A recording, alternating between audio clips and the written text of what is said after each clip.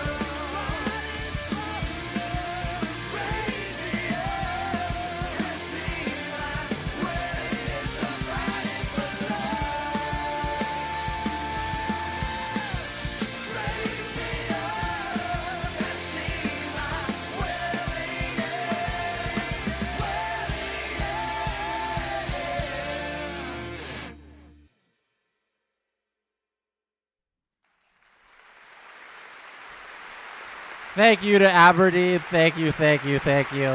As always, thank you for kicking it off. We are fighting for love. We are here. It is Rangers Hurricanes time. I am excited to be with you people. Yes, everybody who's noticed, we are on 3 different platforms. You can watch this on Twitter. You can watch this on Twitch. You can watch this on YouTube. And all of your chats are now merged. We are pumped to get going here. The anthems are underway right now. I got the anthems right here in front of me with the screen with the game on. I got everybody on the chat here next to me. I have the Bunch of Jerks shirt and the Rangers jersey. We are not biased in this stream, maybe a little towards the Rangers, but that's besides the point. We are equal parts, and maybe I will grab the shirt of the winner or whoever scores the goal. I will put that one on. You know, if the Rangers score first, maybe I'll run back and grab the jersey, throw that on. Maybe if Hurricanes score, I just keep this on and I throw the Rangers jersey in the trash. But right now, we are impartial. We are just here for a very good time. And thank you, everybody, for joining us. I appreciate you. Bring out some animals early on. When good things happen, we get animals. And good things are happening right now because the anthems are over. And the players are hitting the ice. Frederik Andersen's taking his goal right now. Let me know who you think in the chat is going to win today. Let me know who you are rooting for. Igor had a great game one. I thought he had a fantastic game one. He's 5-0, 921 save percentage so far in the playoffs. The only guy who had a better game one than Shesterkin was Mika Zibanejad, who is on fire. Let's see if the Hurricanes can bounce back, steal one at MSG.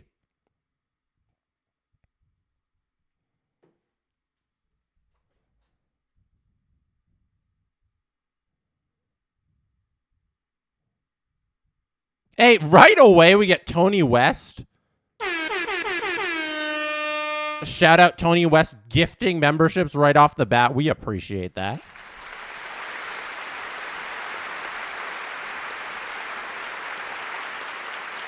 $9:33 on the screen right now as there is an icing. If you're trying to time it up with me, you can see the score bug on the screen. There is an SDPN listener, a listener of the Steve Dangle podcast that I must shout out. His name is Ryan, and Ryan is actually the creator of Sports Score Bot, which is an integration you can do with OBS, which is a streaming, open broadcast streaming platform that you use to broadcast live. And he made the code for the score bug right now. So, like, shout out him for this. He calls himself Turkey Dev. I don't know if I'm giving away your real name, but shout out Turkey Dev Ryan for making the code for this score bug. Great opportunity early on. Goes high, deflected. Anderson doesn't have to make a save. Goes right over the net. The Rangers kept everything intact with their lineup coming into this game. No changes. Quick shot there by the Hurricanes. Goes right by Shesterkin. They're getting a lot of pressure here early on. Shesterkin covers up. That was Jalen Chatfield with the slapper. Good save, Shesterkin. He's getting tested early. I think as a goalie, like, you always want to be tested kind of early. They always talk about, like, getting into the groove of the game. So it's a good save early on Chatfield there for Shesterkin. Face off right now if you're trying to time it up with what I'm watching. 8:57 left in the first. One shot for Carolina. Everybody in the chat, welcome.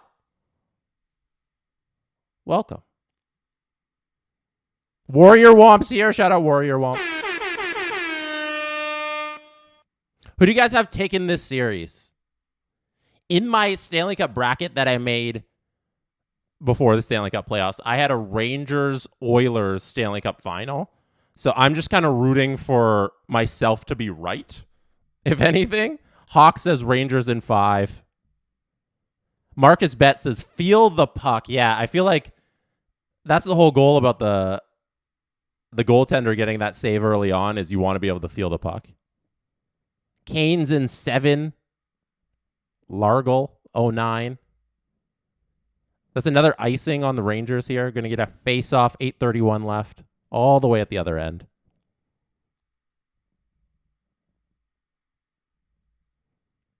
We got a super chat from J-Rock. We have all been waiting for a Jesse Blake stream for the Rangers. Doesn't matter who wins the game. We SDPN fans are all winners. Thanks, Jesse. I appreciate it. That's very kind words. Just shout out you with the very kind words. That's from J-Rock. A super chat. Yeah, you can always super chat. When you super chat, I will read your question or comment.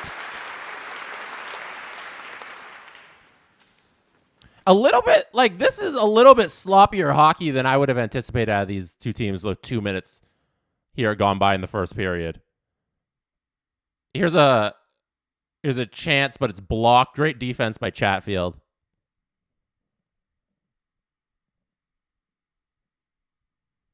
That was Cooley on the drive there.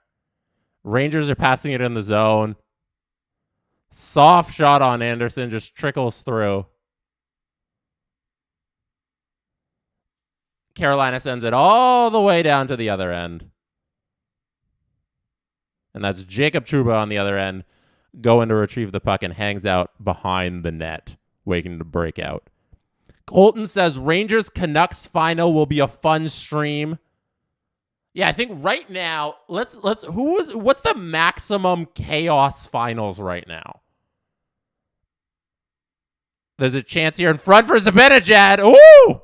Nifty little behind the back play, goes a little wide. Let's try to think of the most chaotic.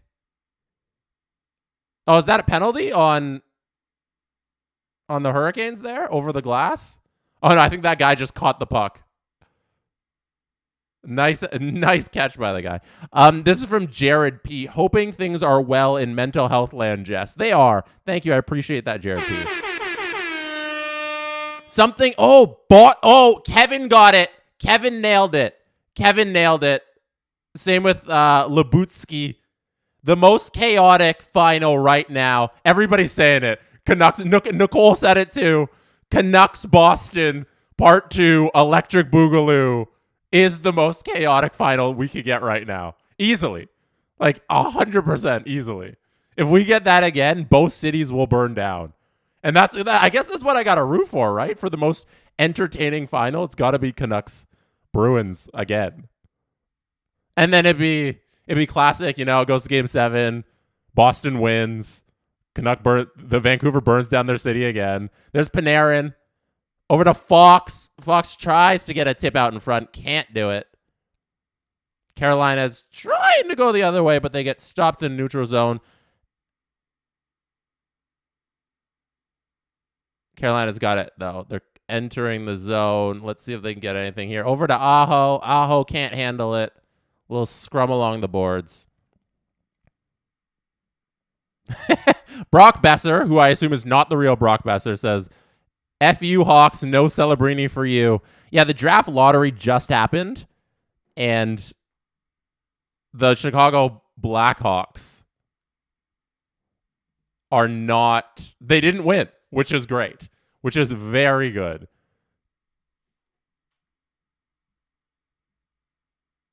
I think we are all rooting for any team that wasn't the Blackhawks, and San Jose ending up with Celebrini is a good thing. I was rooting for the Ducks personally. I feel like the Ducks have missed out on so much. They missed out on the Crosby draft. They were right there. They missed out on Bedard. They were right there. And I was like, okay, eventually they got to get one. Great save, Frederick Anderson. Nice save there by Freddie.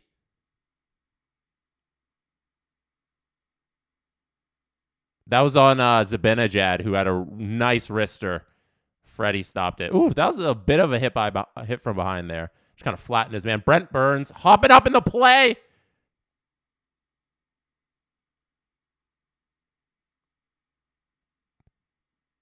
Oh, sorry. Was that Natchez? That was Natchez. It wasn't Burns. I'm still learning all the numbers, guys. Don't judge me. Don't judge me for the wrong player names.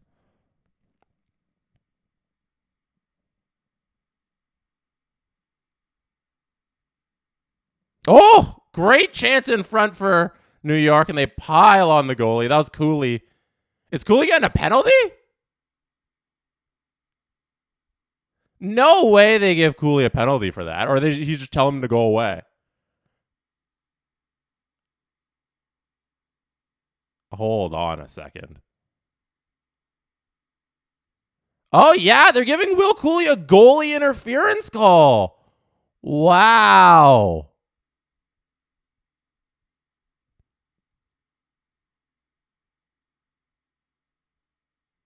I'm just waiting for the replay. They're going through all the shots. I get, yeah. Yeah, because when he came and he was like trying to squeeze it by the pad, he does the kind of shove of his glove hand to the mask, and like you can't do that. That's a fair call. Jeffy says second weak goalie interference call in this series. They're setting a precedent. At least you can't touch the goalie at all. Carolina's doing some great work out here on the power play. That's where they excel. That's where they really excel. There's number 8, Brent Burns. Not 88, Natchez. Good clear by New York. They're really covering off the neutral zone here.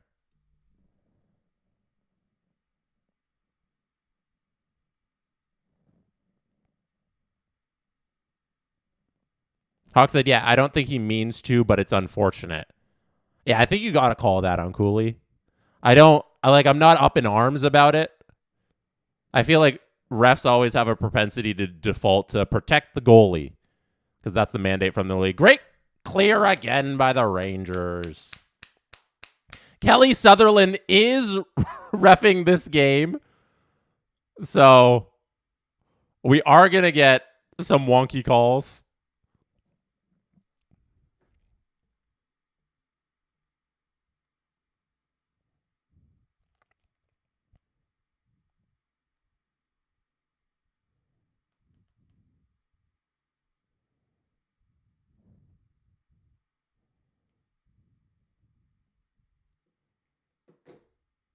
Here's Natchez entering the zone.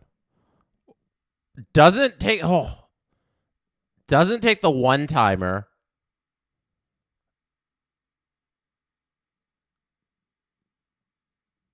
Rangers clear it again. All right, Rangers are going to kill off this first power play opportunity by the Carolina Hurricanes. Let's get to some of your questions here. I forgot that Wenberg is a Ranger. That's from Hawk.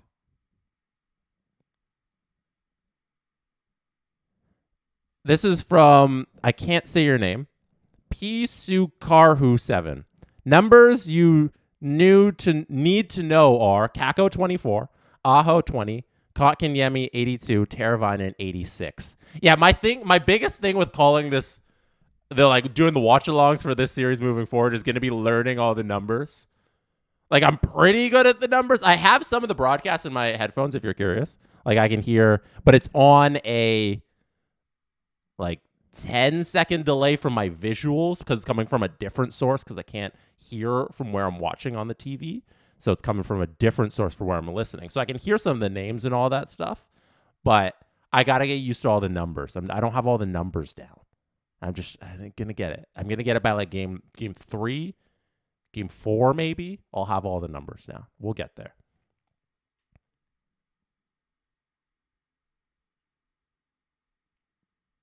Is Kelly Sutherland the second worst ref in the entire NHL? I believe so. If we're ranking worst refs, 1, Wes McCauley, because nobody likes the showmanship of Wes McCauley. 2, Kelly Sutherland, because who knows what kind of game you're going to get out of Kelly Sutherland. Let's be honest here.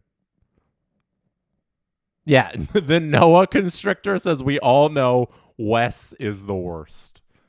I feel like we all just default, just the same way we say in baseball, Angel Hernandez, just default the worst referee. We default Wes McCauley, worst referee. We got a super chat here from Rain Jingras. Rain. What's Steve Dangle actually like off camera?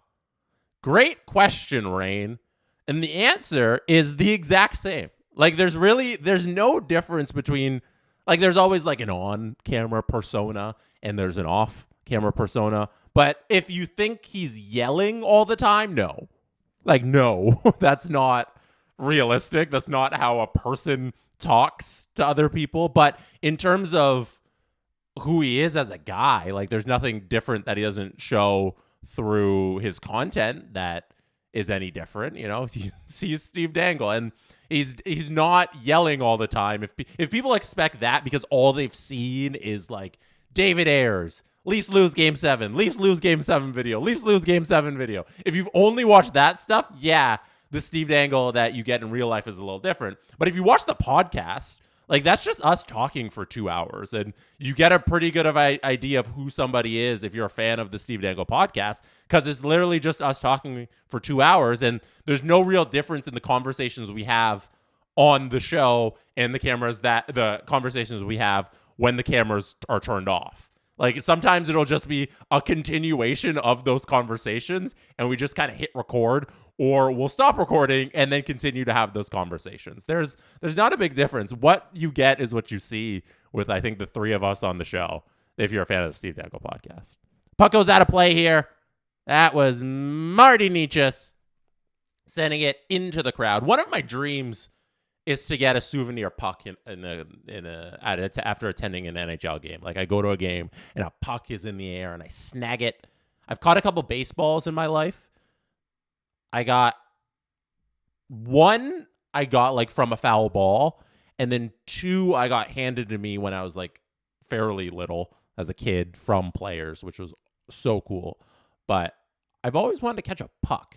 And I feel like as an adult, you're still allowed to have that little kid urge when you go like sporting events, and you're still like in awe of the spectacle of it all. Even as a person who works in media, like don't believe anybody who says they're not a fan of things anymore. We got a face off, one back by Carolina.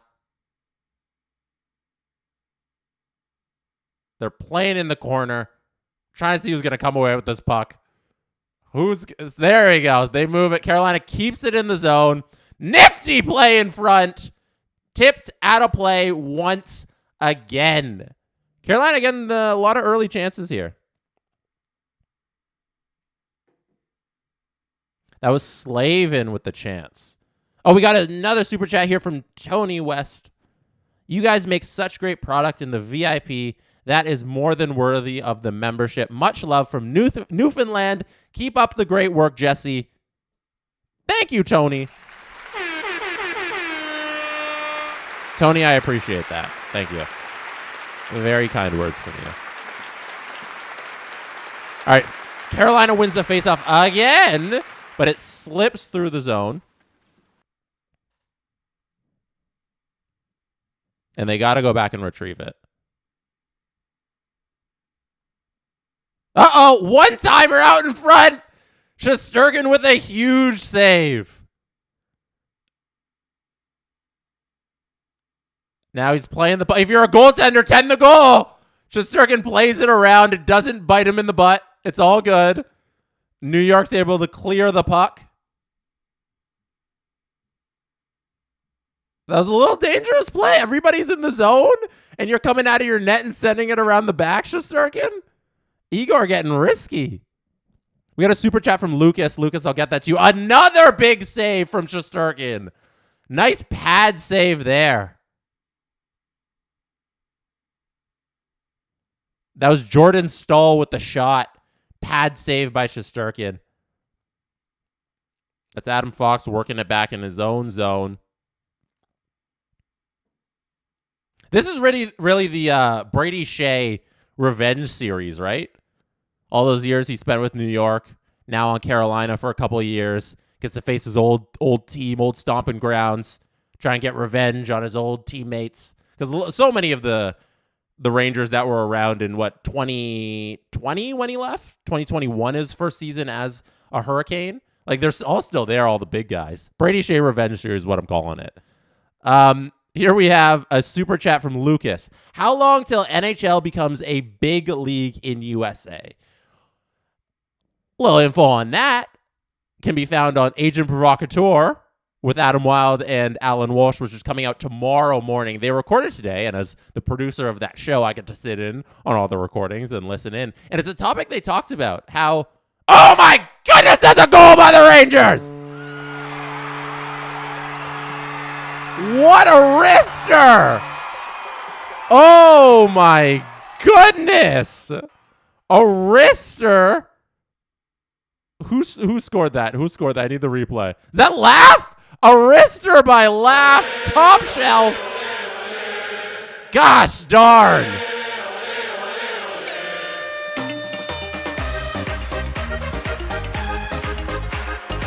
Look at this shot. I'm just watching the replay back. I'm just in awe. This Keandre Miller's shot gets blocked. Laugh picks up the puck off of the block shot. Kotkaniemi did his job. Kotkaniemi did the right thing by blocking the shot. You got to block the shot. And Laugh just picks it right up. Scores. That's that Laffy Taffy. 1-0 Rangers. What were we talking about?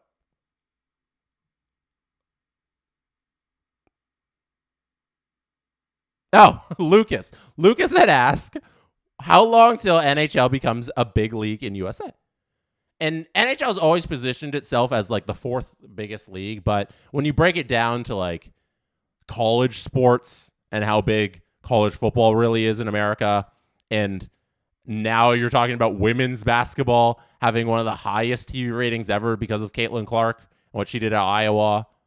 And then now you're competing with the influx of new soccer fans and MLS getting a foothold in some markets in America. Hockey's really going to struggle in the next decade or so to keep up with the amount of sports that it has to compete. Oh my gosh! They take down Shesterkin behind the net. That's got to be a penalty. Was that Shvesh who just ran into Igor? You can't do that, and there's a big scrum. Oh my goodness. There's a giant scrum by the boards after Sveshnikov runs over Igor.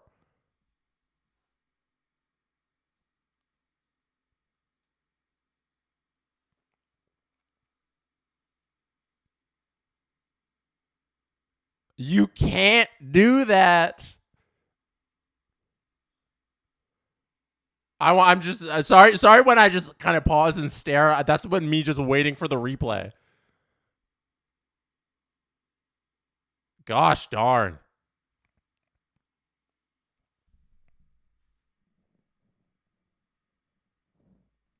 Oh, there it is. There it is. Yeah. No, you got to be more careful with your stick there, Svesh. Oh, he does a little bit of a lean. A little bit of a lean.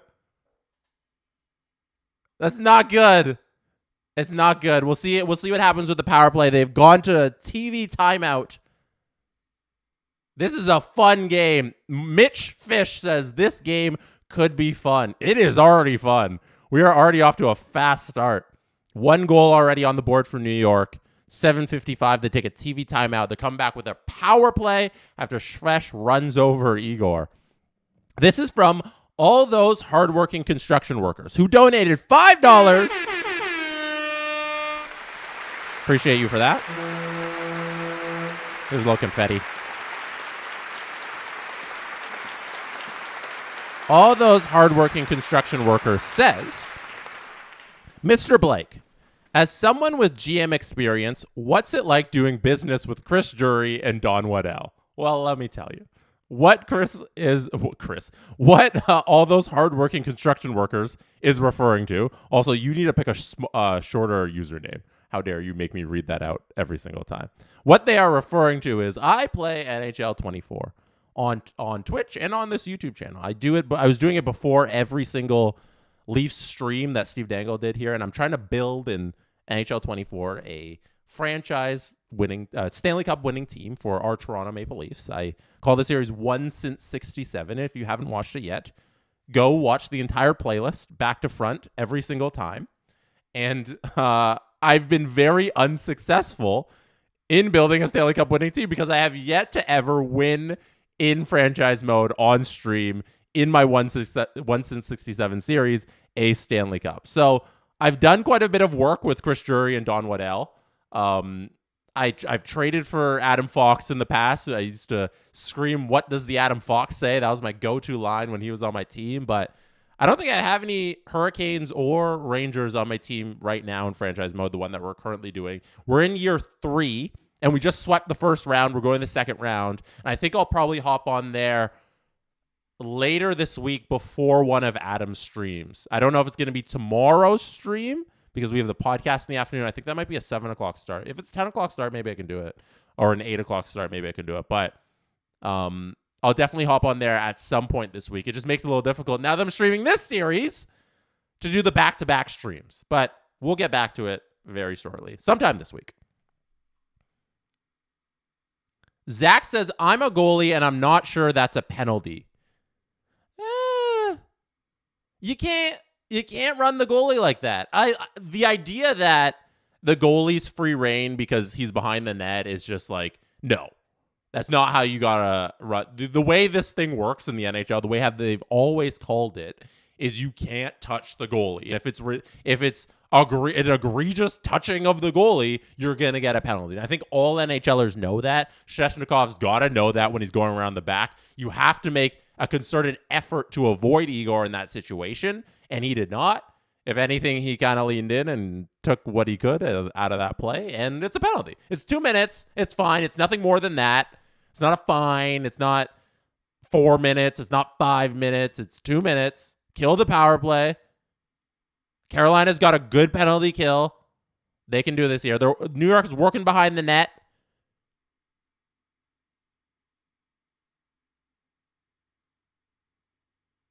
They were deadly in game number 1. It's over to Zibanejad. Back to Zibanejad. Let's see if shot onto the net. That was Fox throwing it at the net. Nothing really effective, but they're still working the puck.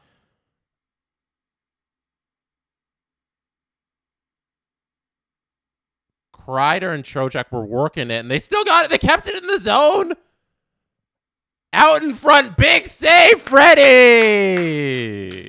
Well done, Freddie Anderson.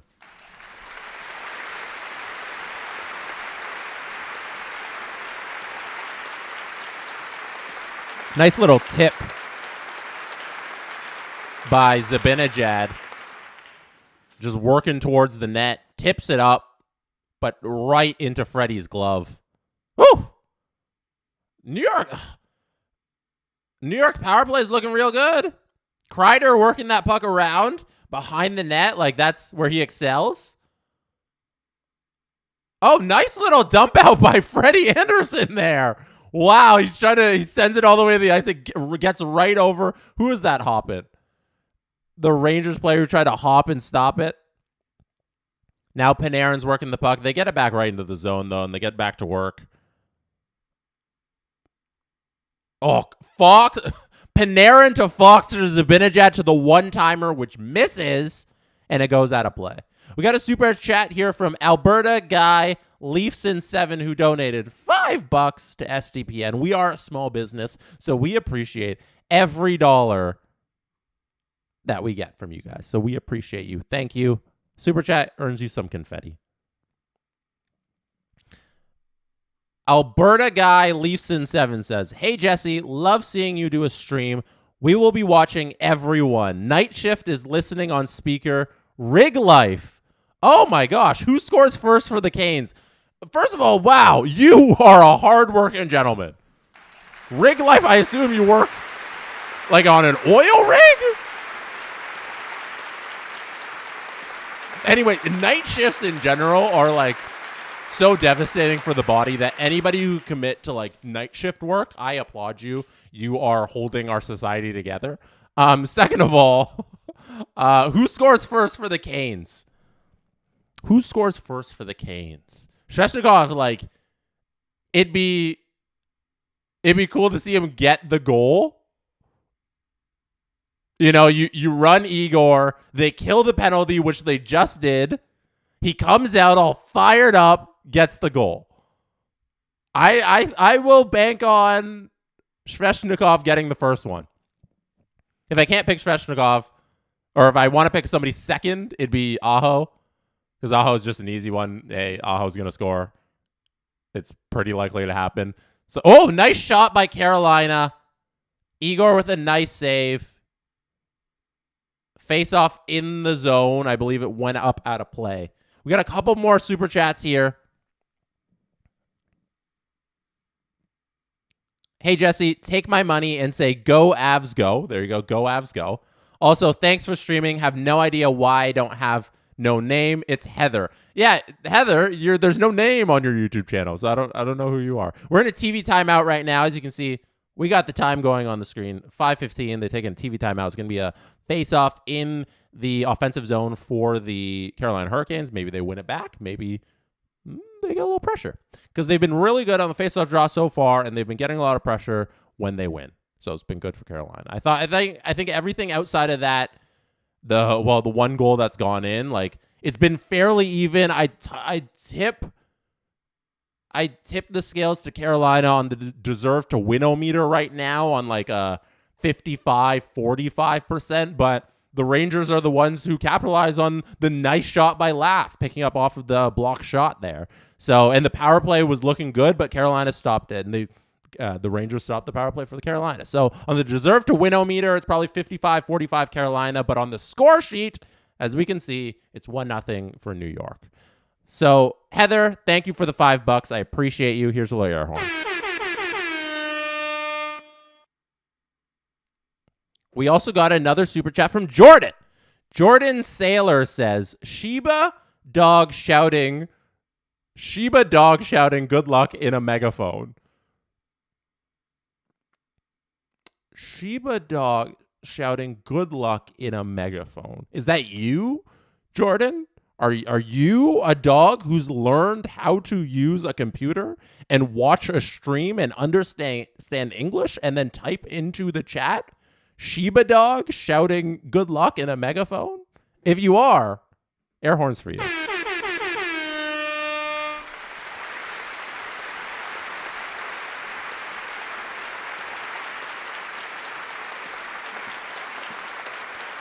It's an emoticon. Everybody, the Noah Constrictor said it's an emote, Jesse. It's an emote. It's a emoticon. Oh, so like, is what I'm reading emote? Like, did I just read out the emote? Because I like what I see on the chat for me is just the script. So I read out the emoticon. That's fun. I didn't know the emotes don't show up as emotes on my... Oh, there's a goal by Aho. Aho shoots one from far out and it's tipped. Who got the tip there? Oh, Jake Gensel with the tip. Wow. Aho from way out, tipped by Gensel. That is a goal for Carolina.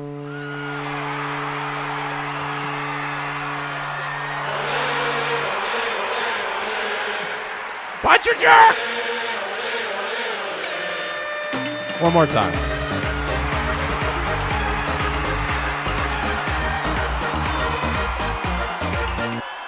That's a goal for the Hurricanes. It is tied 1-1. That, ladies and gentlemen, is the number one reason why you throw pucks onto the net. It's something I ask out of all of my favorite hockey teams, a.k.a. the Toronto Maple Leafs. Just throw it on net. Good things happen. Aho from way out hits off Gensel in the back of the net. 1-1 tied. Fool Shesterkin. How are you going to stop that? Carolina's back in this. It's a game, everybody. Matt Rempe show is happening. The Matt Rempe show is underway. He is on the ice, causing mayhem. We have been waiting for this moment. He took the face-off at center ice. He entered the offensive zone, looking for the puck. Went right at Freddie. Sprayed him with a little snow. Carolina didn't like that. The Rempire State Building's being smothered by the referees. Here we go, everybody. Here we absolutely go.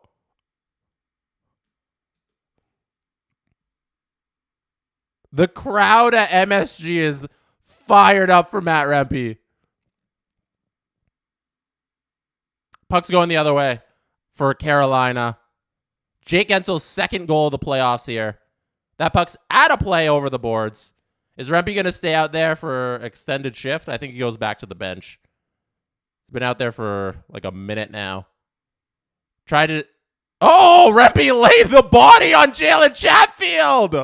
Behind the play, Rempe goes hard at Jalen Chatfield. Takes his helmet right off. Oh my goodness, somebody control this kid. He cannot control himself.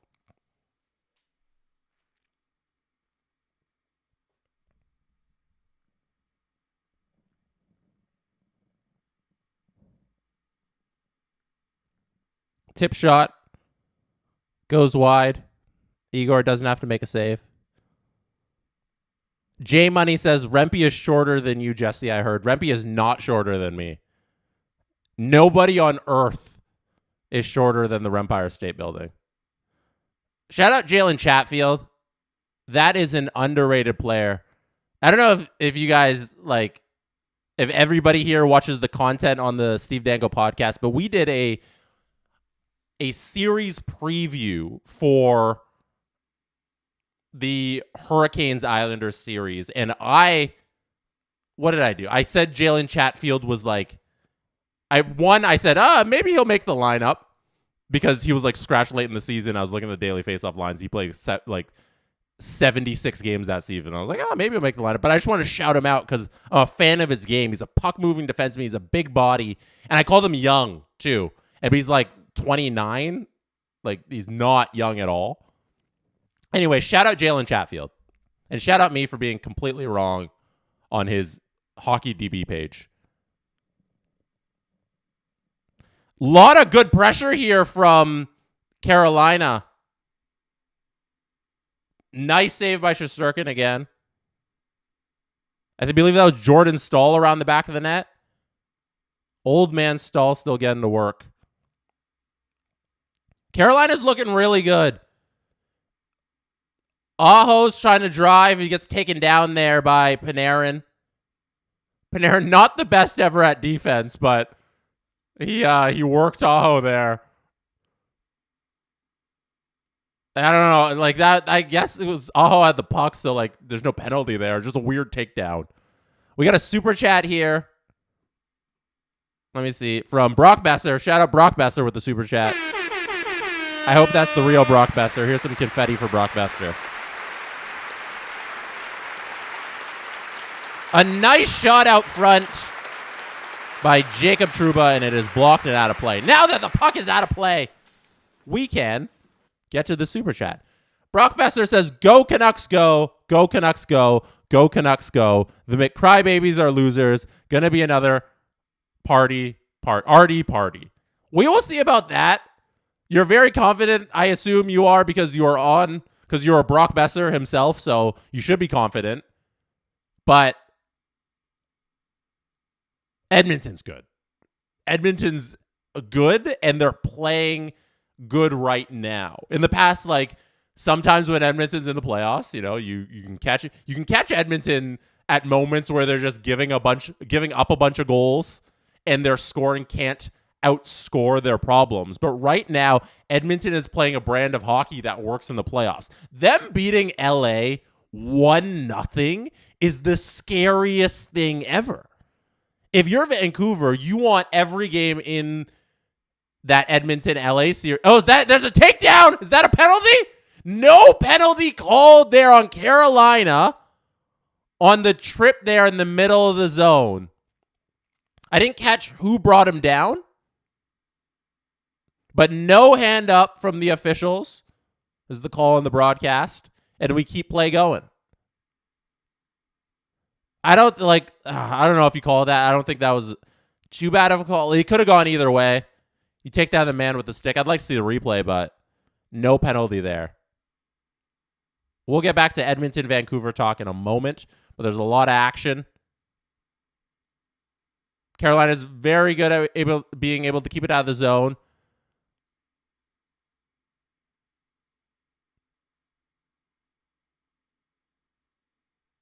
They're working behind the net here.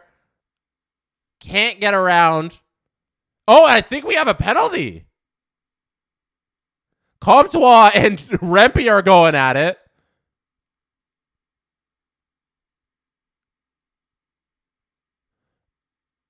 Nason and Keandre Miller are going at it. Everybody, this is a chippy first period. What's the call here? Is it on Keandre Miller?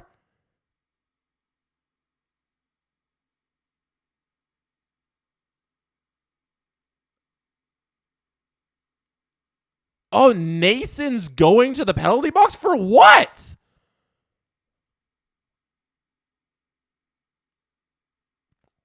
Is Nason going just for the... There's no way. Oh, they call Nason just for slashing, like chipping back and forth? Okay, no. Okay, 4-on-4.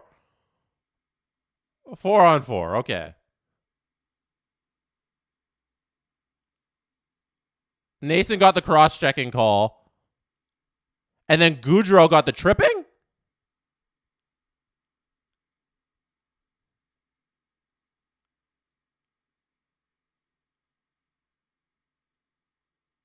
Okay, so Goudreau...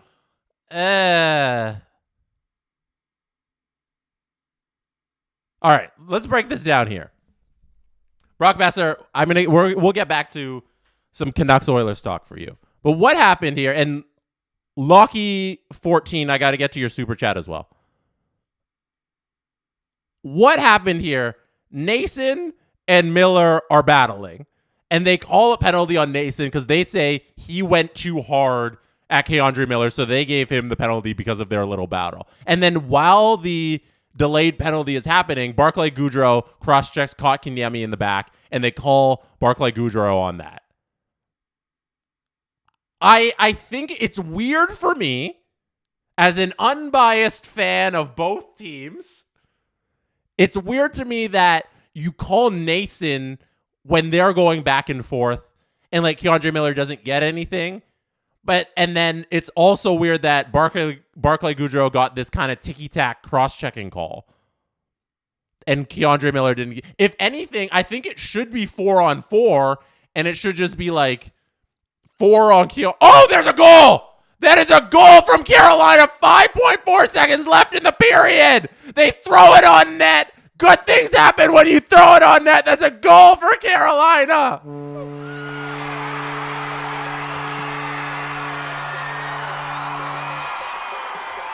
That's Orlov.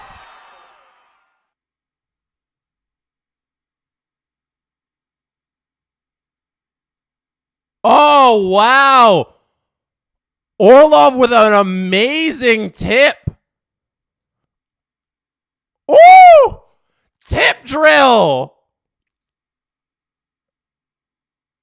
Wow. Go to the net if you're a defenseman.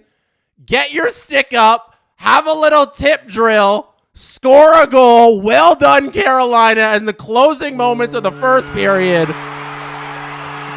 they go up 2-1 to close it out. That is a backbreaker for New York. You think you get to intermission, tied 1-1, this 4-on-4, and you let Orlov get to the front of the net and practice some tip drills. Wow. Wow.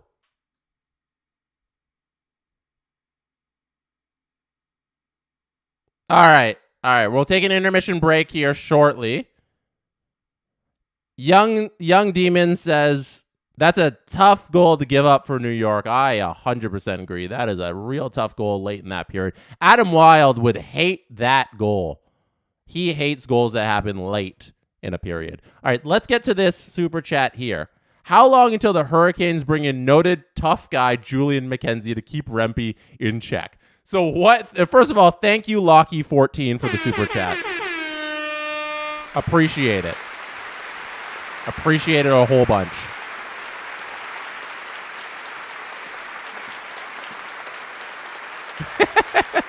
Justin Fisher, by the way, just let me know. I gotta check my text, Justin, a little quicker.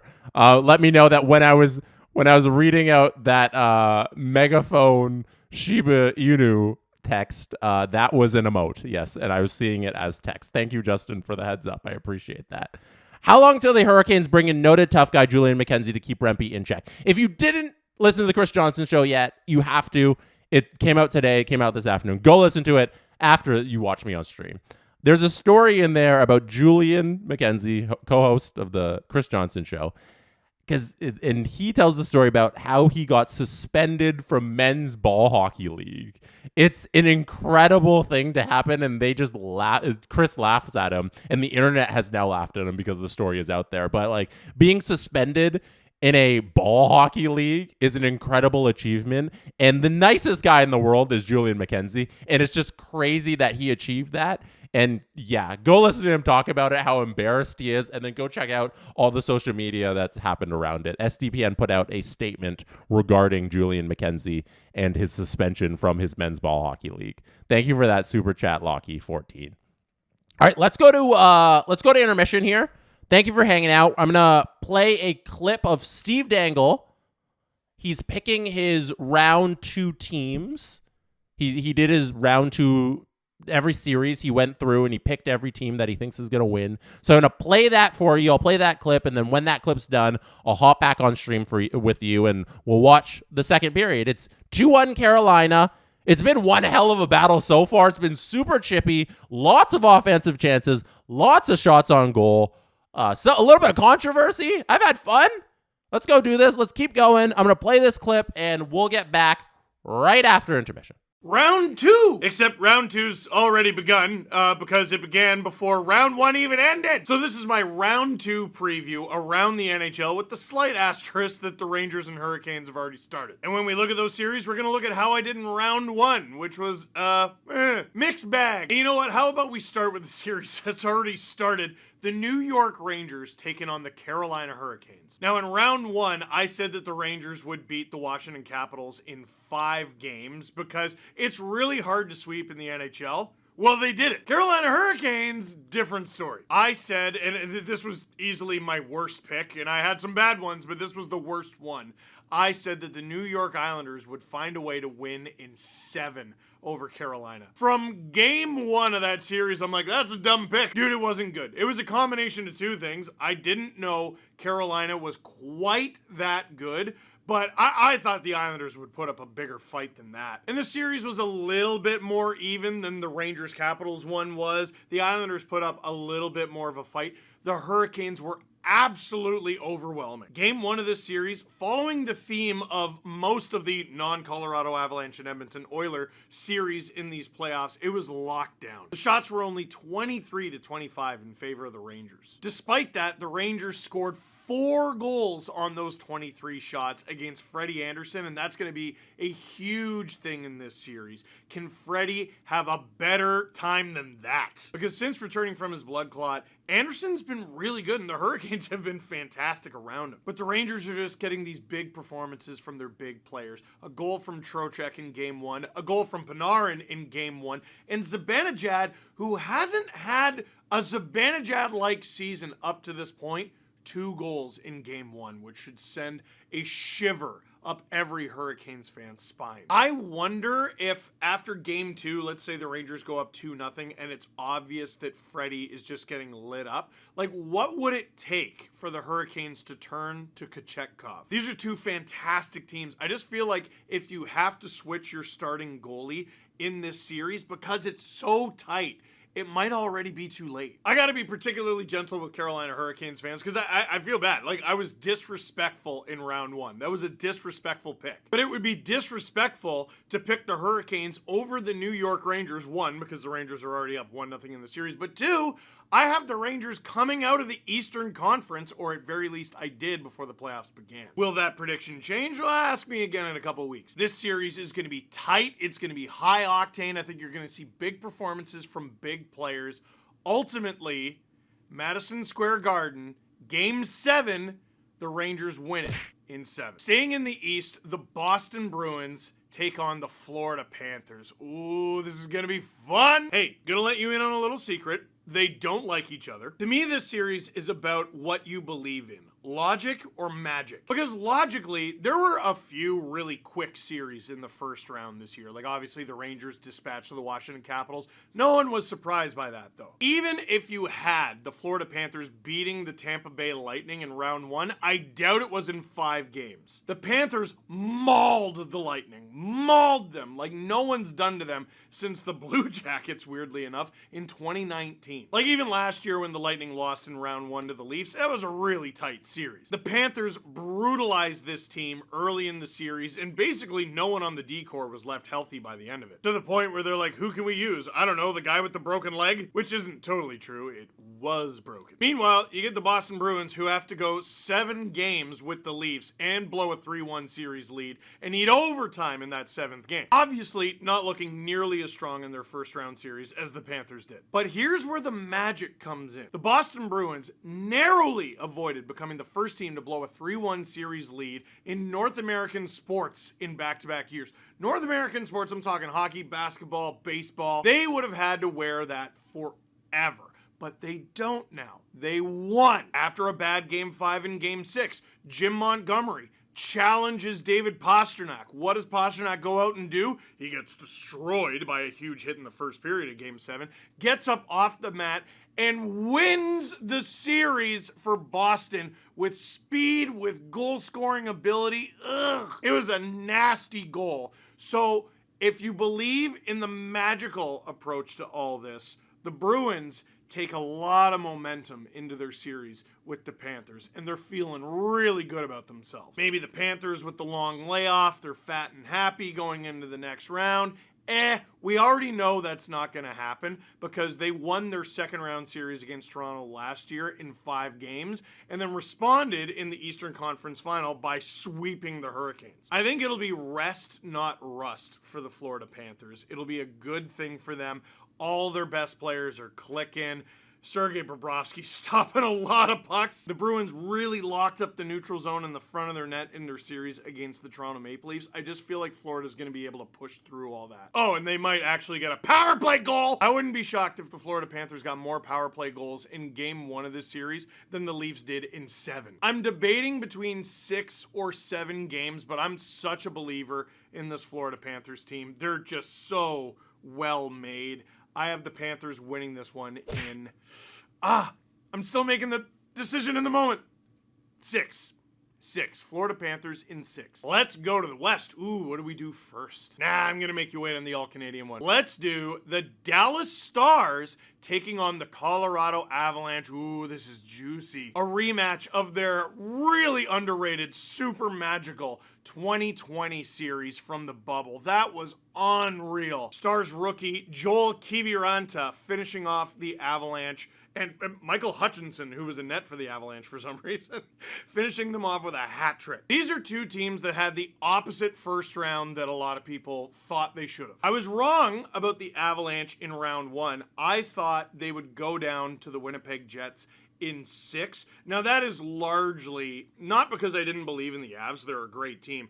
I thought the Jets were going to be better than that. Their defense, their goaltending, and then hearing Connor Hellebuck after that series talking about how good he felt, how confident he felt, how he was able to just play without thinking about it, and all the pucks were getting past him without him even seeing it.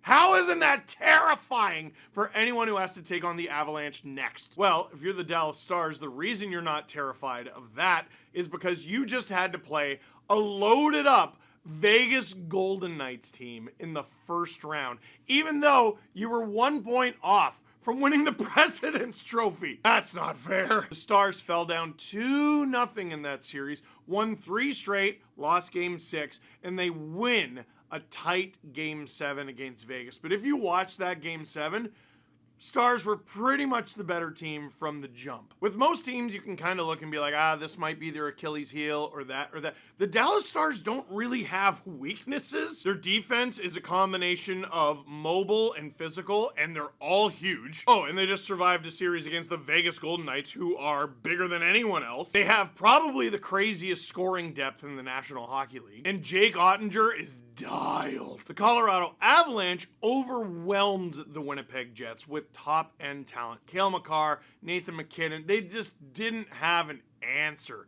for these guys. They didn't have the personnel on the back end, which sounds weird to say because the Jets were so good defensively all year, but like, who are you matching against Nathan MacKinnon?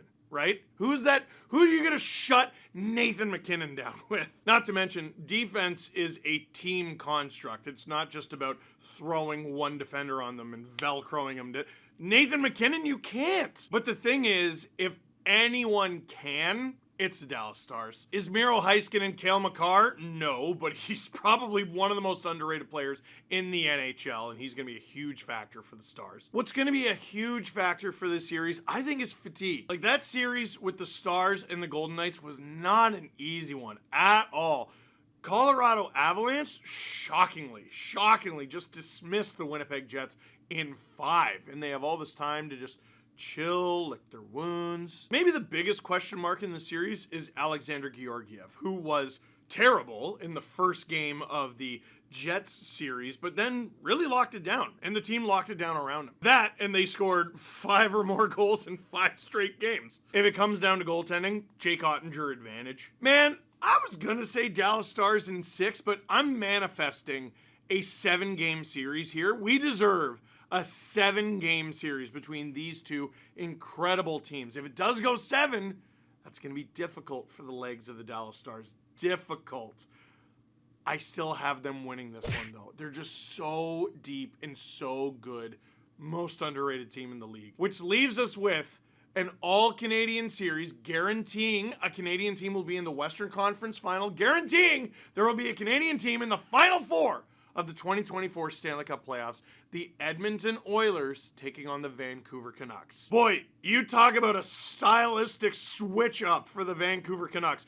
There were the Nashville Predators who would not let them breathe at all for any moment. Wouldn't let them get a shot through, wouldn't let them get a shot on goal. The Canucks basically Brock Bessered their way through that series. The Canucks needed 3 goalies, Thatcher Demko, hurt, Casey DeSmith, hurt. They go to Artur Silovs, and the dude gets a shutout in the elimination game. Are you kidding? Gritty series win, great series win, but now they take on the Edmonton Oilers. There's another team who pulled off an unlikely defensive and goaltending performance, not with a third stringer, certainly, but taking on the LA Kings. If I were to tell you one team was going to win a game 1-0 in this series, who do you think it was going to be? The Kings, because that's how they have to win against the Edmonton Oilers. Well, they didn't. I don't know if you've seen any of the mic'd up stuff from that series. Zach Hyman just talking to Ryan Nugent-Hopkins. Hey, do this. And then he scores 2 goals and says they can't defend that. This is a team that basically exclusively played the trap. It was a brutally physical series, and the Oilers were the more physical team. They mauled these guys. Listen, Canucks Preds was really tight, and the Preds dictated a lot of that series, even though the Canucks were ultimately victorious. The Oilers punched through the rock wall of the LA Kings like they were made of construction paper. The Preds have some good weapons. Philip Forsberg's super underrated, but McDavid and Hyman and Draisaitl and it looked like Evander Kane turned it on and had another notch, and Nugent Hopkins and Evan Bouchard with the Bouch bomb. That is going to be so hard to contend with, especially with Quinn Hughes. Even though he had 5 points in 6 games, obviously skating around like he's not quite at 100%. I thought about saying 5. I'm still thinking about saying 5. I'll give the Canucks some credit. I'll give them a win just because of Michael Bublé. Oilers in 6. Don't look at me like that. Producer Drew said 4. So, those are my round 2 picks. What do you think? Leave your picks in the comment box down below. But for now, that is it for this one. Thank you very much for watching. Click like if you like this video. Click subscribe to SDPN if you really liked it. Tell all your friends. Enjoy the second round. You have no option. It's already begun. Thank you, Steve Dangle. Thank you, Steve Dangle. That was wonderful.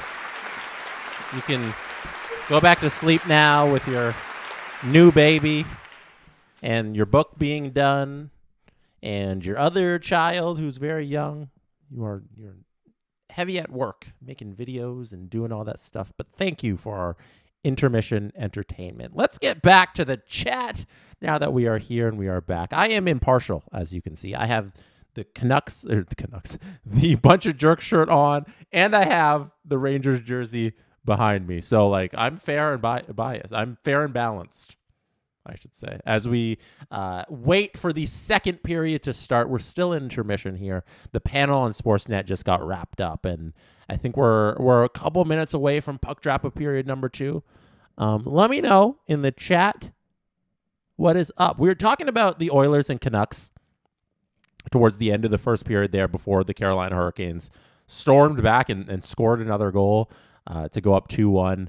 I was talking about how the Oilers are playing a different brand of hockey that I haven't seen out of the Oilers in like ever. I don't remember the Oilers having the ability to win a 1-0 game like they did against the LA Kings. And when the Oilers are playing like that, it's scary, and it should be scary for every other team in the National Hockey League because the offense is always going to come with the Edmonton Oilers. They have Connor McDavid. They have Leon Draisaitl. They have Zach Hyman Shaq Hyman shoveling pucks into the net from 2 feet away. They have a great ability to score, so I'm never worried about that. And if they can, on top of that, play terrific defense, I'm worried. I'm worried for the Canucks. But the Canucks showed in series number 1 against Nashville Predators this ability to play just completely uneventful hockey.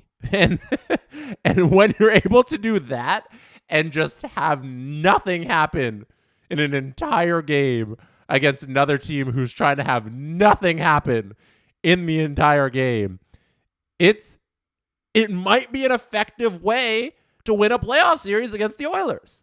Like, if they can get them into this game where it's no event hockey, throw out the window my thing about, like, the offense might come. Maybe Rick Tocchet can just scheme and get this team to play this next level of defense, and you can win a couple 3-1 games, 2-0 games against the Edmonton Oilers. I think this is going to be such a closer series than people are giving credit for. I feel like a lot of people are writing off Vancouver because of the star power on Edmonton. Vancouver also has star power. Like, let's not forget that. And I think this is going to be a really tight series. And right now, my lean is to Edmonton, but I'm like trying to convince myself that Vancouver could win it. It's going to be so tight. And we are getting ready here. Puck drop period number 2. Here we go. Oh, the linesman is waiting. There's some sort of delay. Let me get my audio on for myself so I can hear what's going on. There we go. Drop the puck. Period number 2 is underway. We are still at 4-on-4 after those penalties at the end of the first period. Hope we get more high-scoring action. It's been a wonderful being with you so far in this game. Rangers are circling around, trying to enter the zone. They dump and they chase. Brent Burns goes back to collect it. There's Zibanejad, who can't keep it in the zone, and it's the other way up the ice for the Carolina Hurricanes.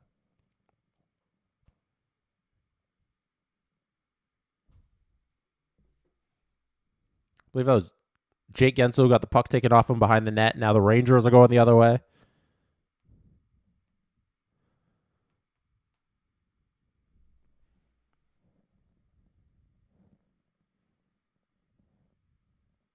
Nice shot on goal there. Oh, by New York, and a big rebound, but it's swatted away. First early chance in the second goes to the Rangers. They handcuffed Freddie there. Huge rebound, but they're unable to come away with it.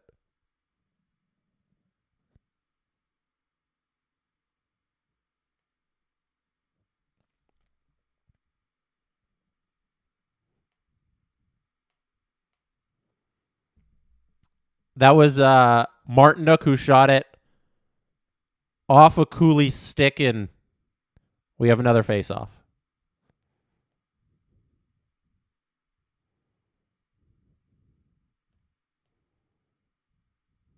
Try to bring up some of the stats here of the regular season for the Carolina Hurricanes. But the NHL doesn't make it easy. Sebastian Aho, 36 goals this year. I feel like that's a little below where he's usually at. Is it not? No, career high of 38 in 68 games in 1920. In the 1920 season. 37 in 21-22, 36 in 22-23, 36 in 23-24. Nah, still got his scoring touch. He hasn't fallen off. He's still right there. We got a penalty here. Is that on Natchez? On Trouba? A high sticking on Trouba. Show me this replay. That was the shot on Natchez took the shot. Oh, and then Trouba gets, who is that, Drury in front? That was a good shot.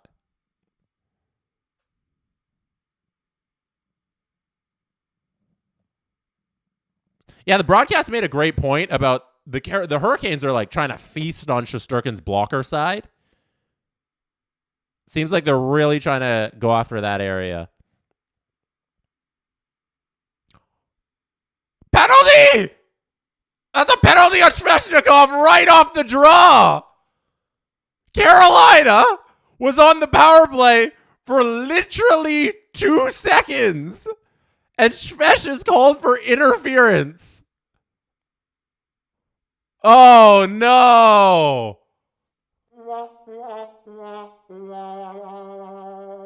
Oh, no. That's not great. Atlee says death, taxes, and Svesh penalties. Not great. Milos says that was another game for Milos. Milos says that was not a penalty. I don't know. I think Igor got way out of his net to play that puck. Igor, you are a goaltender. 10 the goal. Oh, my goodness. Mika Zibanejad through the legs. Can't complete it. We are getting some end-to-end action here. Here's Aho on the break. What's he got? Can't feed it. He gets the puck back around. We're getting some open ice with this 4-on-4 play. Aho again trying to dangle.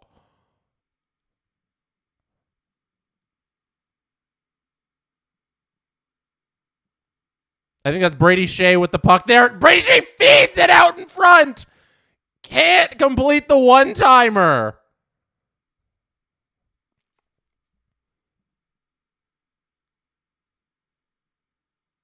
That was Gensel who couldn't put it home there. Wow. Brady Shea, seeing eye.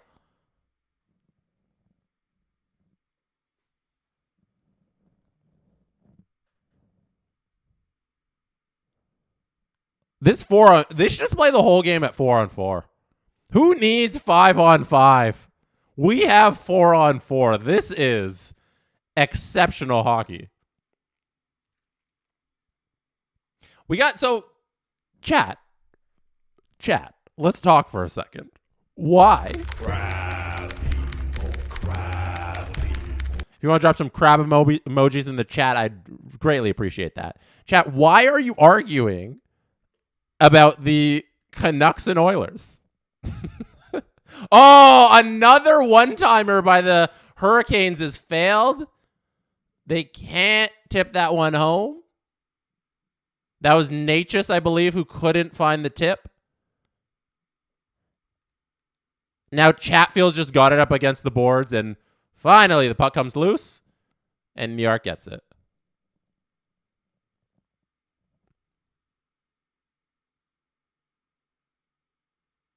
Oh, out front, Carolina can't squeak it home. The Stoll's doing a great job keeping it in there. Carolina's applying the pressure here. Great save on the Brent Burns shot by Igor Shesterkin. Uh-oh, Igor keeps playing the puck. Stop playing the puck, Igor! Oh my gosh! Now Svechu goes off the crossbar. Now it's out in front again. It's a pile in the front. Is that Stahl who can't bang it home? Oh my goodness, Igor. Please stop playing the puck.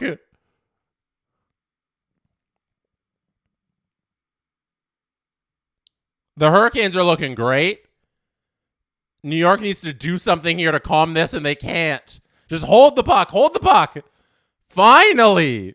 Shesterkin gets the puck, holds it, and there's a face-off. My goodness.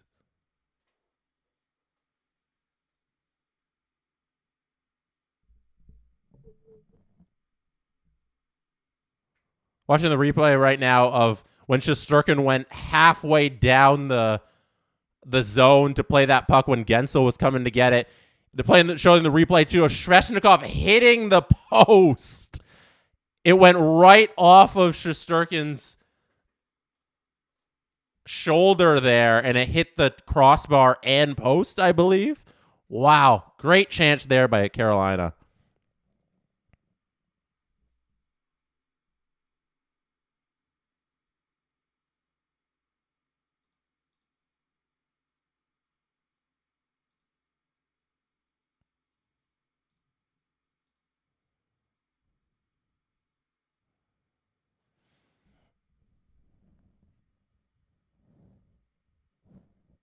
Justin says, you might have to get a clip of Steve saying, if you're a goaltender, tend the goal.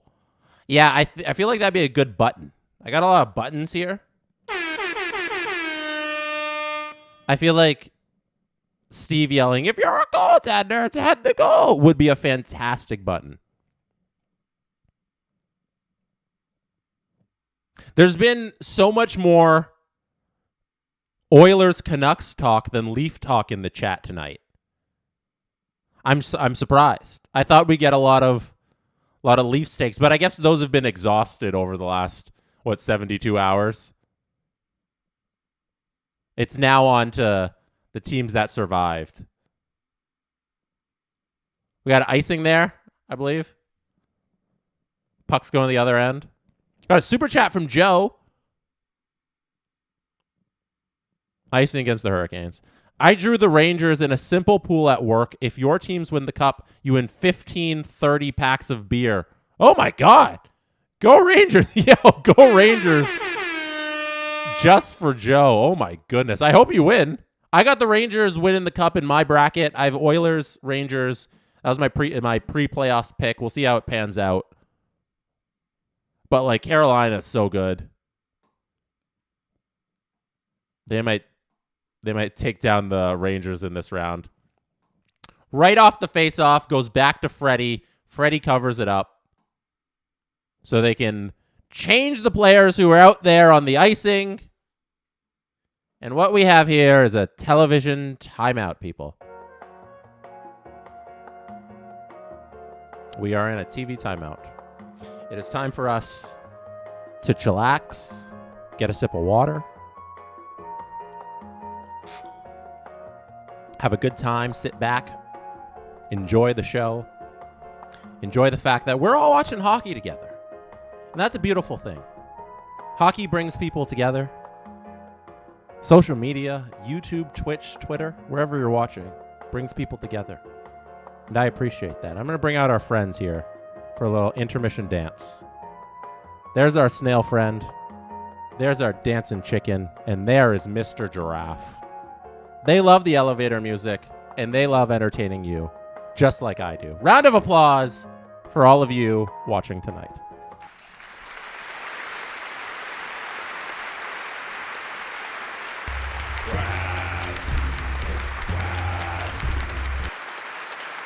JSK says, Jesse, do you think New York ties it up? Yes, I do. If I'm going off anything like in how the game's been going, I think based on what we've seen so far, we're in for like a 5-4 ending. That's what I'm rooting for. Is like a 5-4 to this game. I think Rangers tie it up. Carolina might take the lead again. Rangers might go up 2. Carolina comes back and they tie it after they blow the 2-goal lead, and then somebody wins 5-4. in a very eventful game is what I'm anticipating here as we get back to the action. Let me get the play-by-play back in my ear from the broadcast. They're getting ready to drop the puck here. They're showing some replays of the goals that happened earlier. Carolina, both of their goals, throw the puck on the net. Throw the puck on the net. That's how they've been scoring their goals, both of them. So if they just keep doing that, who knows how many tips they can get, how many more lucky bounces it'll generate, but I expect a lot more goals coming based on how this game's been going. Carolina's been buzzing.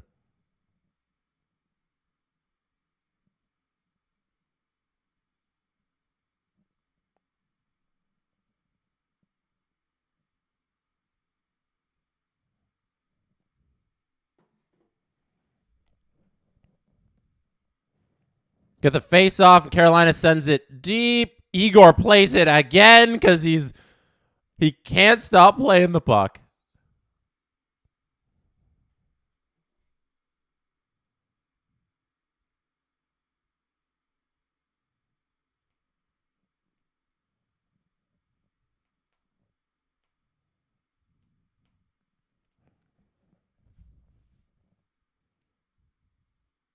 Carolina now trying to make something happen. We got a one-on-one.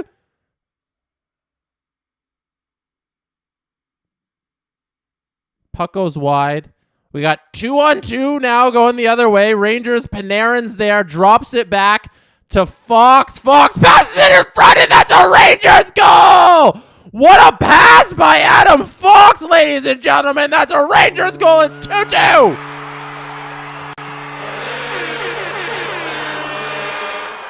Oh my goodness! Who got that tip? Is that Laugh for number 2? Laugh scores his second of the game? Oh yes, what a beauty!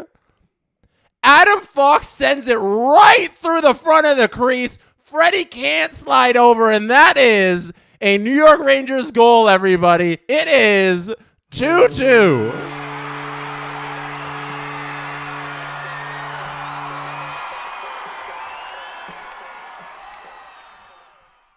As Hawk _23 writes in the chat, we are officially on hat trick watch for Alexis Lafreniere. Hat trick watch, everybody. Your hats are ready.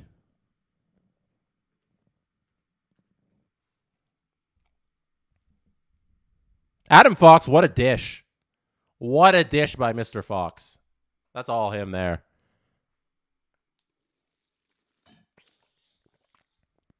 Whoever asked me if New York would tie it up, there's your answer right there.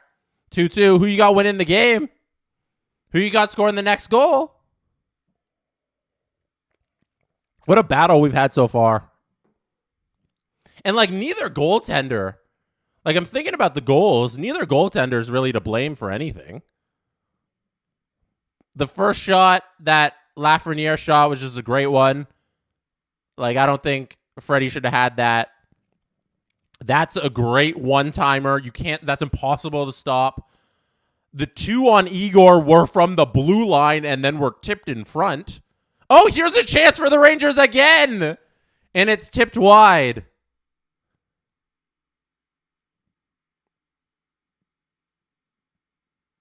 That was Cooley and Wenberg who tried to... Oh, my goodness! Is that Trouba who just ran over someone behind the Rangers' net? What a hit.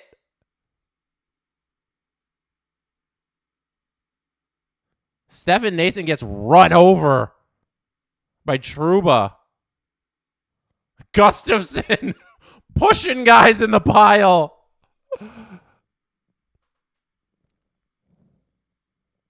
I believe that's a penalty. No. Cooley needed... They're showing the replay of the Cooley one-timer. He should have had that one. Oh, and they showed the replay of the Trouba hit on Nason. Oh. What a shove. Oh, my goodness.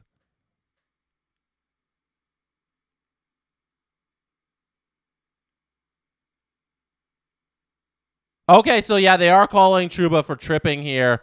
Trouba goes to the box for tripping. Another power play here for Carolina. Hopefully, for the sake of all Carolina Hurricanes fans, Andrei Svechnikov does not take a penalty 2 seconds into this power play. We have a super chat from Lucas. Lucas, shout out Lucas. Here's some confetti for Lucas. Oh, nice slapper from the blue line by Brent Burns. Gloved by Shesterkin. Here is our super chat from Lucas. Should Canadian teams be worried about drafting American players because the Fox Gauthier situation? No.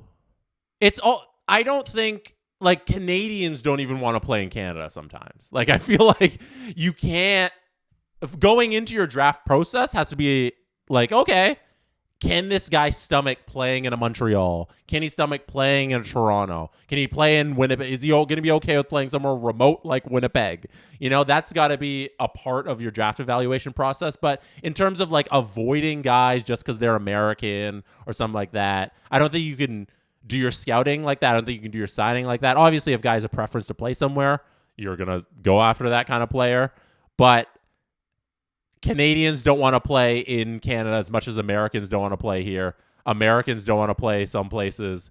A lot of guys don't want to play in California because of the tax. There's a host of reasons that somebody may or may not want to play in a certain market. And you're just going to bank on, oh, there's a play out in front. Almost pots it home, Carolina does on the power play. They've gotten some great pressure here. I believe that's Seth Jarvis, who almost squeaks it by Shesterkin, but a fantastic save. Does the splits there. And now everybody's going after Gensel. Gensel said something to Trocheck. Oh, Gensel! Gensel just punched him in the face. That's a penalty. Gensel just punched Adam Fox in the face. You can't do that, Jake Gensel. You're on the power play. You can't punch people in the face. Oh my, that Rod Brendamore is going to be on your rear end. You can't punch people in the face, Jake Gensel. Rod's upset, and he should be upset at one person, and that's Jake. Trocheck got him. Trocheck got him to bait on that. Oh my goodness. What a play in front by Shesterkin to save the Seth Jarvis play. So they're doing the replay. They're doing the replay here. Lindgren, he cross-checks. He cross-checks 100%. That's a cross-checking on Seth Jarvis. Great save by Shesterkin. Oh, my goodness. And then there's a scrum. In the scrum, Trocheck comes over. Oh! Trocheck comes over to Gensel. They start talking. Gensel's taken away by officials. Adam Fox gets in there. And then Jake Gensel, left hand, Floyd Mayweather, right in the face to Adam Fox. There goes your power play. All done. 50 minutes on the power play once this 4-on-4 finishes up for New York. Damn. He saw red and he took it. Evan, so we don't call cross-checking. I thought that was a focus on the league. 100%, it was a cross-check in the back. Lindgren got him right in the numbers. Seth Jarvis was shooting the puck and he got cross-checked. That is a thing that happened. They did not call it.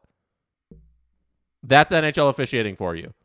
Jake Gensel, I don't care if it was a dive. I don't care if it looked like Adam Fox just got hit with a bomb and he went down and he got hit by a 2x4 in the face. I don't care. You can't punch somebody in the face. That's your own fault. If he dives, that's your fault. Like, you can't punch somebody that hard in the face like that. That's a bad penalty. If I'm Rod, like, you can't blame the referees on that one. You got to call that 100 times out of 100 if he's punching guys while you're trying to hold them back as a linesman. But also, cross-check in the back. Didn't get called. All right, now we're at 4-on-4. What an eventful game. Everything is happening, as Bob Cole would say.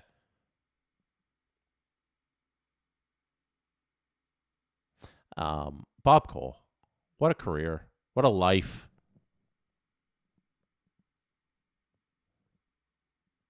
The New York Rangers trying something here, but they're now just playing with the puck in the neutral zone. Let's get back to the super chats. This is from Brock Besser, not the real Brock Besser. I will send you some confettis, Brock Besser, for the super chat. Thank you. He writes, my heart goes out to you, Leaf fans. You deserve better. W. Adam Wild for cheering for a real team. Go Canucks, go. Yeah, if you're not aware, Adam Wild is doing the Canucks Edmonton Oilers stream. So if you want this, if you want more of this, Adam Wild will be on tomorrow night streaming. It's going to be fun. Now the power play is up and activated for the New York Rangers. Hurricanes are doing a fantastic job like they have been all season defending the power play.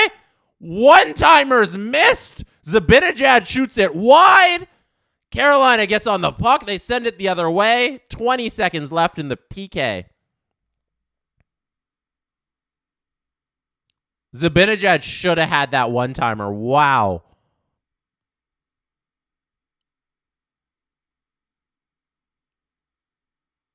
Power play is over. It has been killed. Well done, Hurricanes. Well done. It's 2-2. 7:55 left.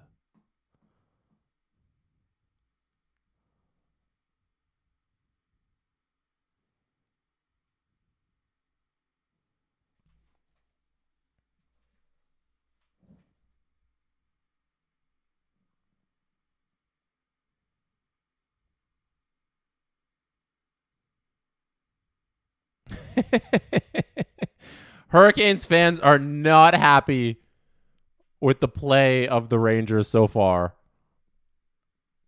in this game. A lot of diving accusations, a lot of soft accusations. The Rangers are getting some pressure here. They try and get a pass out front. Great through the legs pass there. Kreider tries to send it out. Doesn't quite work. Oh, Kreider with a tip. Freddie down. Puck goes wide. Oh, my goodness. The net was wide open. New York couldn't put it home. Freddie was down. The puck was loose. The net was wide open. And they couldn't pot it. Things have tilted to the Rangers side right now. They're trying to keep this momentum going. They send the puck all the way to the other end. They're back in the zone. Fresh line out. That's Zibanejad, who's been buzzing for a full game now. Trying to keep it going. Carolina's coming the other way. What do they got? Can they bring the attack the other way? Svechnikov's looking for it. Oh, I saw him head into the front of the net looking for a rebound. New York's coming the other way. There's Panarin, who's been relatively quiet so far this game. He's got an assist, though, on that Adam Fox play. Oh, nice little tip out in front. I'm just enjoying this end-to-end action right now. That's Trouba with a nice shot on goal. Saved by Freddie. This is opposite Vancouver, Nashville. Non-stop shots. Nice shot out in front. Trying to shovel it home. Brent Burns sends it the length of the ice, and we have an icing. Oh, my gosh. Just like bailing on the whole thing was Brent Burns because New York just on fire. Brent Burns just sends it the length of the ice. He's like, enough of this. Enough of this. I've had enough. Ice it. Oh, good stuff here.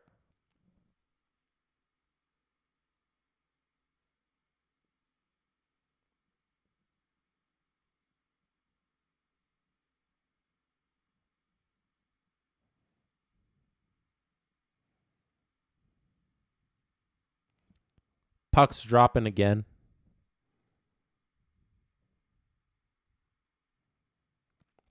Brad says, very entertaining game. We got to cover it up. We have a TV timeout, I believe. Yeah, I think we have 5:12 left in the... Oh, they're showing the punch again. Jake Gensel punching Adam Fox. Trocheck laughing at getting him. All right, we got 5:12 left in the second period. We have a television timeout. Let us chillax, sit back, enjoy the stream.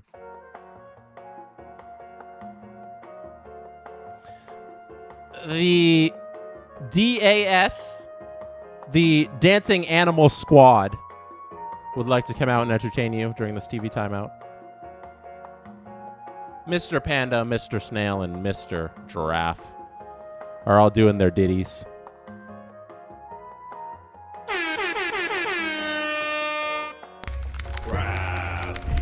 Let me know if you got any questions in the chat. Let me know who you got winning the Stanley Cup. Let me know who you got winning this game, who you got winning this series, who you're rooting for to go all the way.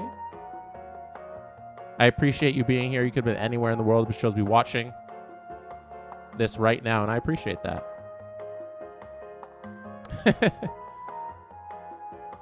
Brock Besser says, W Jesse, W Adam. I hope Steve is okay, but nonetheless, W Steve. Yeah. Steve needs some sleep. Steve goes so hard all season long, and we wish he was going hard longer and the Leafs were still in it, but now that the Leafs are out, it's time to take a deep breath. You know, you do LFRs for 82 games plus 7 every year. It's hard. It's not easy. Plus all the streams, plus a new baby, plus writing a book. If you have not pre-ordered Hockey Rants and Raves, this side, Hockey Rants and Raves, there it is. There's the cover. Go to the description right now. Pre-order Steve Dangle's new book. It's coming out this fall. There's a date, October something. October 15th, I want to say. Hockey Rants and Raves. Go pre-order. It's going to be a great book. I have had the privilege of being in the midst of some of the conversations that led to some of the chapters in the book. So I'm excited to see how they came out once I get my hands on a copy. We're getting ready to drop the puck here for the rest of this second period. If you have not hit like on this video, hit like. If you have not hit subscribe on our YouTube channel, hit subscribe. If you're watching on Twitter or Twitch, that's youtube.com/SDPN. Head over there, hit subscribe on our YouTube channel. Somebody asked, oh, nice play by Carolina there. Somebody just asked in the chat. Let me find your question.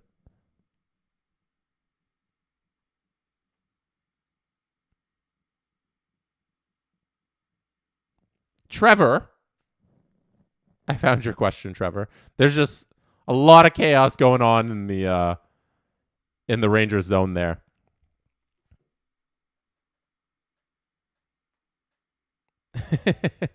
Trevor, I'll get you your question here, and then I want to get to Jacqueline K's question. Trevor asked, am I going to be doing any more GM mode streams? Yes, Trevor.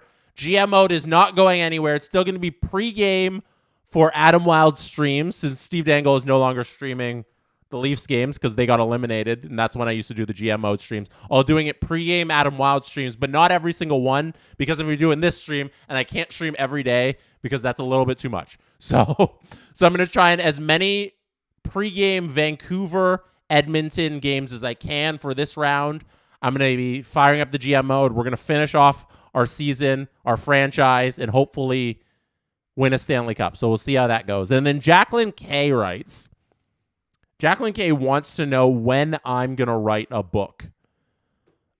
There's one book that will be made eventually, and that's the SDPN, the history of SDPN book. I've thought about writing a book before, and like there's ideas and stuff like that, like a children's novel, stuff like that. I'd love to get into that space. But the one thing I can tell you about one day, many moons down the line, not anytime soon, I'm talking about a decade into the future, but the notes have always had to be made because the books can be made eventually. If you've read the ESPN book, liken it to that. There's going to be a book one day about how we've built this media company and to where it gets to at some point, or where it goes to, or how it is and how it unfolded. And like these times, that book will exist one day. So Jacqueline K, look out for that in a decade from now. Put it in your calendar in 2034. Fall of 2034, the SDPN book's coming out. That one I'd like to hand off. I've always envisioned it. You hand it off to a third-party writer, all the stories, and they write the oral history of it, or the history of it, you know. I think that'd be a cool way to do it. Alex says, Jesse with the Rangers jersey in the back. Are you a Rangers fan and also a Leafs fan? Hey, I'm an everything fan. I'm just here for a good time. That's what I'm here for. Who gets the next goal?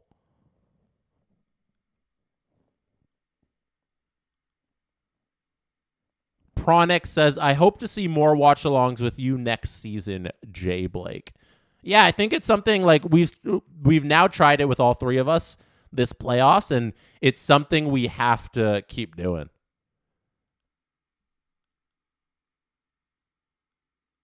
It's something we've like had a lot of fun with.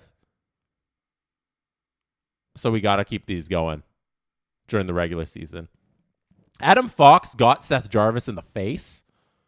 It's not great. They're showing the replay of that. This is D's Nuts 122. Have you ever been to a Canes home game, or do you ever plan on it? Love you, Jesse. Keep ballin', you stud. Oh, appreciate that. Here's some confetti for you. Here's a little air horns. And Justin, I need to get to your comment there. I've never been to a Hurricanes game. I would love to. I've never been to MSG either. I've been to Nashville. I've seen the Preds. I've seen the Golden Knights. I've seen the Canucks. These are all like at their arenas. I've been to a Vancouver Canucks game. I've been to a Nashville Predators game. I've been to a Canucks game. I think that's it. Ottawa Senators. No, I haven't been to a Sens game. I've been to a Montreal Canadiens game. I'm trying to Edmonton Oilers. Been to an Oilers game too. And I think that's it. Was that 7? 7, and then Toronto, obviously. Leafs game as well. I think that's it. I got to get to more. I feel like I'm missing out. I feel like Canes game would be electric. MSG, what we're watching right now, would be amazing. I'd like to do one of the like more South cities. Like I'd love to do one of the California teams. See what hockey's like in Anaheim, you know, a place like that. Or even like one of the Florida teams. One of the non-traditional hockey markets. I guess I did Vegas, but Vegas is so unique to how Vegas is. Like even like a Stars game or something like that, or, you know, Panthers. I'd love to see one of those. But maybe one day, get all the arenas crossed off the list.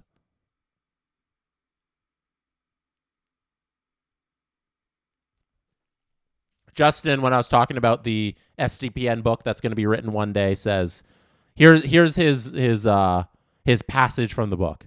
But I must confess, things didn't truly take off until we hired Justin Fisher. As handsome as he is talented, Justin's dank tweaks rocketed us to stardom. Yeah, that's how we're going to start the book. That is the first line from the book. Oh, one-timer! That's a goal for Carolina out of nowhere!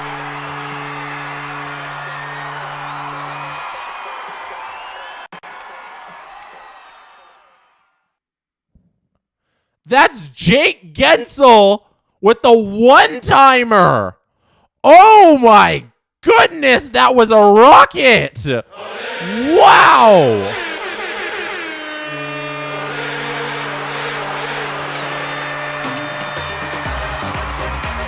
Aho battles. Aho battling against the boards. I don't know how he saw him. Quick look with the head. fires it over to Jake Gensel in the middle of the ice, right through the 5-hole of Igor Shesterkin. That's 2 for Jake Gensel. We are on Hattie watch for Jakey boy. It's 3-2 Carolina. Wow. They're back up. Another late period goal. That's 2 straight periods where New York lets up towards the end of the period. You think you're going to intermission all tied. And once again, Carolina, with this time with a minute, last time it was like 5 seconds, pots one. And this one's a beauty feed from Aho. Jake Gensel in the right place at the right time, always go to the net. Lesson 101, go to the net. Lesson 102, get pucks on the net. This time it's go to the net. Jake Gensel one-timer, you love to see it.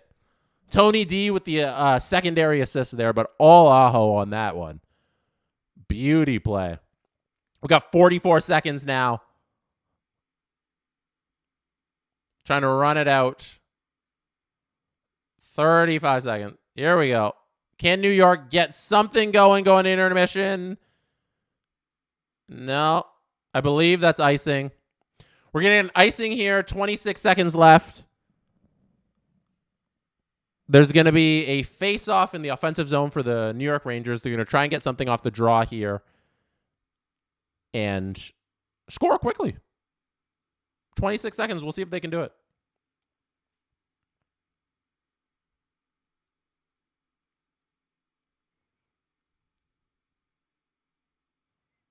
There's Brady Shea. We are playing the Vincent Trocheck versus Brady Shea series.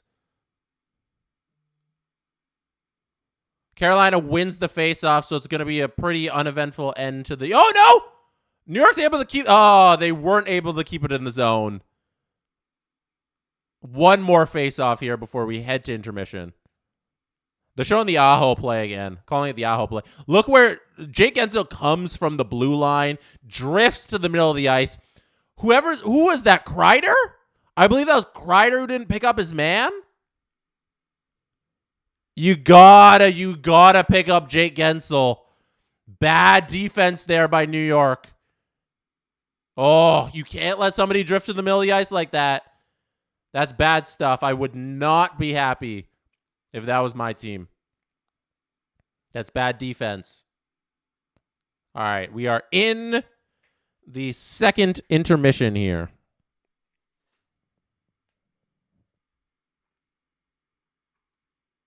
Thank you, Allie, for becoming a member of SDP VIP. Thank you. That is greatly appreciated. Justin Fisher from the SDPN account. Rangers are having a very Leafs game. Yep, I 100% agree.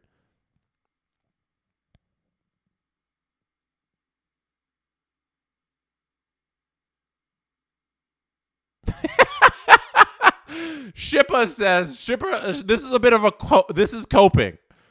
Gensel shouldn't even be in the game right now after that dirty punch. Illegitimate goal. That is genuinely hilarious. That's funny. That's some funny stuff. Double Hattie watch. Yes, Allie, we are on double Hattie watch with Lafreniere and Gensel now with 2.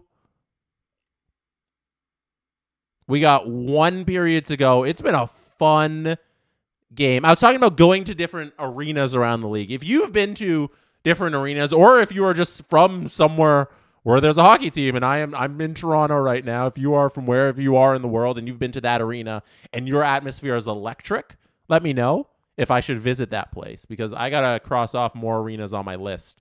And we got this comment from DucksFan_11. Ducks fan says, Anaheim is depressingly quiet right now. Oh, I lost your comment. Hold on. I was reading it and it disappeared. Oh, hold on. No, Ducks fan, where's your comment? Oh my gosh. I gotta scroll all the way back up. Here we go. Anaheim is depressingly quiet right now. Our fan base is very buttoned up. Even when we are good, seems to be an Orange County culture. Damn. That's what I want to know. That's the stuff. That's the inside info from like the hardcore hockey fan. Because if you're not here, if you're watching this, you're probably a very hardcore hockey fan, and that's a very, that's a very honest opinion of what's going on there in Anaheim. I didn't know that. I didn't know. I guess it makes sense that because they're in southern SoCal, Orange County, that they'd have that buttoned up atmosphere. But that's very good to know. Let me know where I should watch games around the league as we sit here in second intermission. Carter says, come to Seattle. I've only heard good things about Seattle and the Kraken and what they've done with that arena. First of all, the arena looks so sick. One of the walls is like glass, and you can see like it's like a retractable roof glass wall where like the inside of the hockey rink is, which is just so cool. And I hear they've like putting together like a great hardcore fan base. It's not the biggest thing out there. Well, they lost the basketball team for so many moons now, so many like years now. But like, it's not. I assume Seattle Mariners are still ahead, Seahawks are still ahead, but they have a very hardcore fan base out there in Seattle. That's from Carter. Thank you for the super chat, Carter. This super chat, or thank you, Aurora, for becoming an SDP, a VIP member. This super chat comes from Burps McGurps. Tired, SDPN never talks about the New York Rangers enough. Wired, SDPN never talks about the Dallas Stars enough. That's true. We do lack in-depth Dallas Stars coverage, but it's because Dallas Stars aren't very interesting because they're just good. Like, what are you going to say besides Dallas is very good? Here we got some more. Here, this is like I'm very hyped up on this conversation. Best arenas to go watch hockey in. Akaline says, I'm from Denver, live in Toronto now. Ball Arena is awesome. Ball Arena, the videos from that Stanley Cup run 2 years ago, that atmosphere was electric. Like they did the Avalanche fans, they were on fire. That was awesome. What else we got? Steve says, live in Edmonton. Columbus is a great place to watch a game. Fans are so into the game, and the fan experience is amazing. MSG was hands down the best fan game I've been to. Oh, there you go. MSG we're watching tonight. Steve says best fan game he's been to. Never been to a Columbus Blue Jackets game. Steve went to the All-Star game there, said it was a good time. Columbus just doesn't have the volume of fans, but they have a lot of hardcore fans, just not as many as the other markets. You know, there's just not enough people there in terms of like hockey fans there, not like population of the city.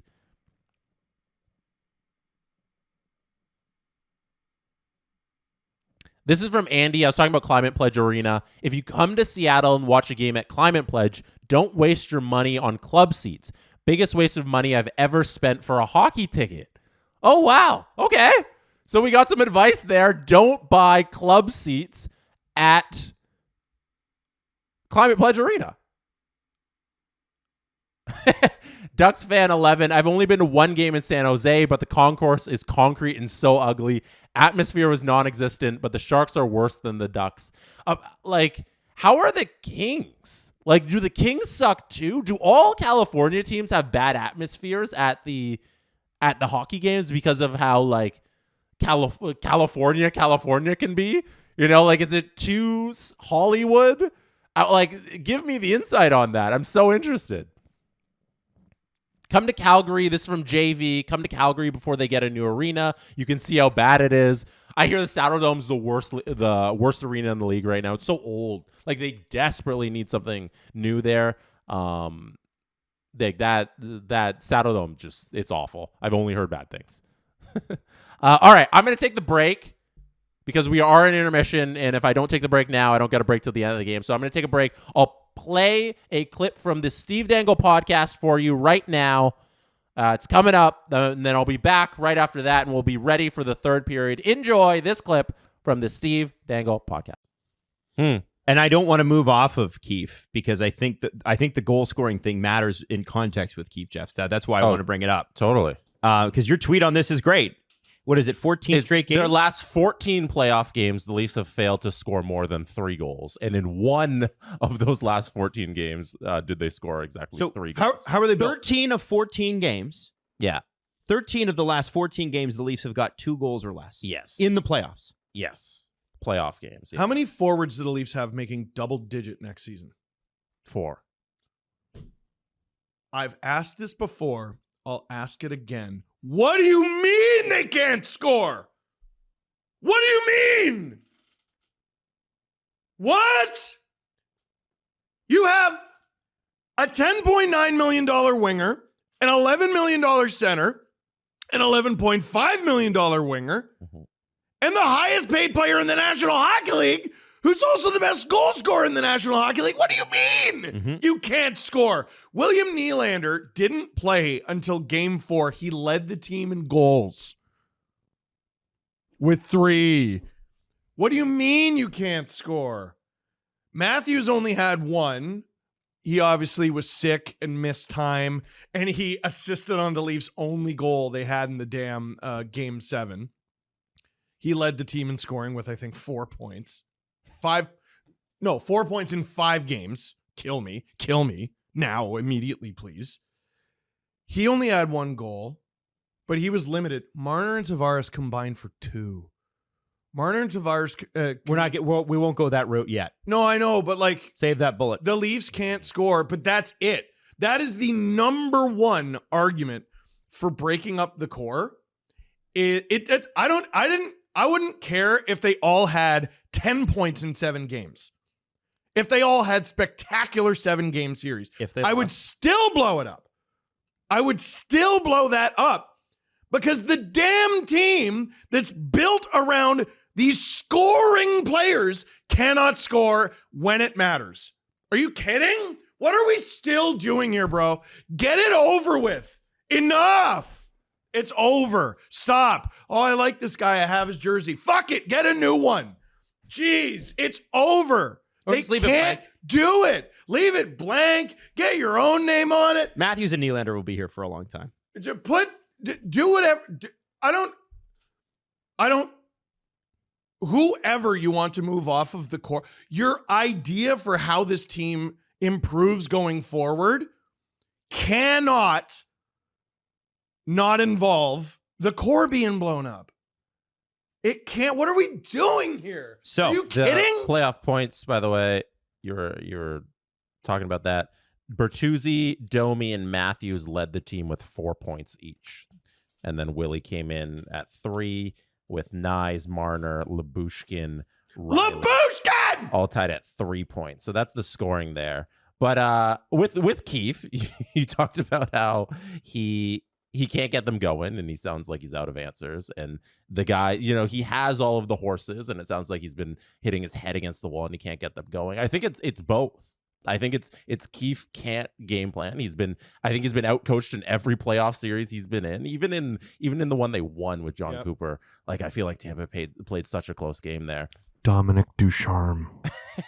Oh, he blew a 3-1 series lead to Dominic Ducharme. And I think for Keefe, it definitely sounded like during that press conference, if you just look at the look on his face and the words he's saying, he knows it's over. Well, that's why he was so honest. Exactly. But I think in those moments, you take from those words that there's a man who has been defeated because he has tried everything he can with this group of players.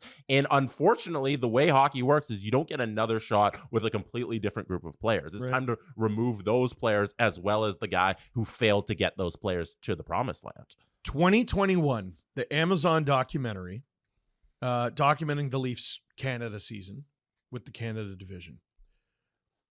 They were killing everyone. They were running over every team in Canada.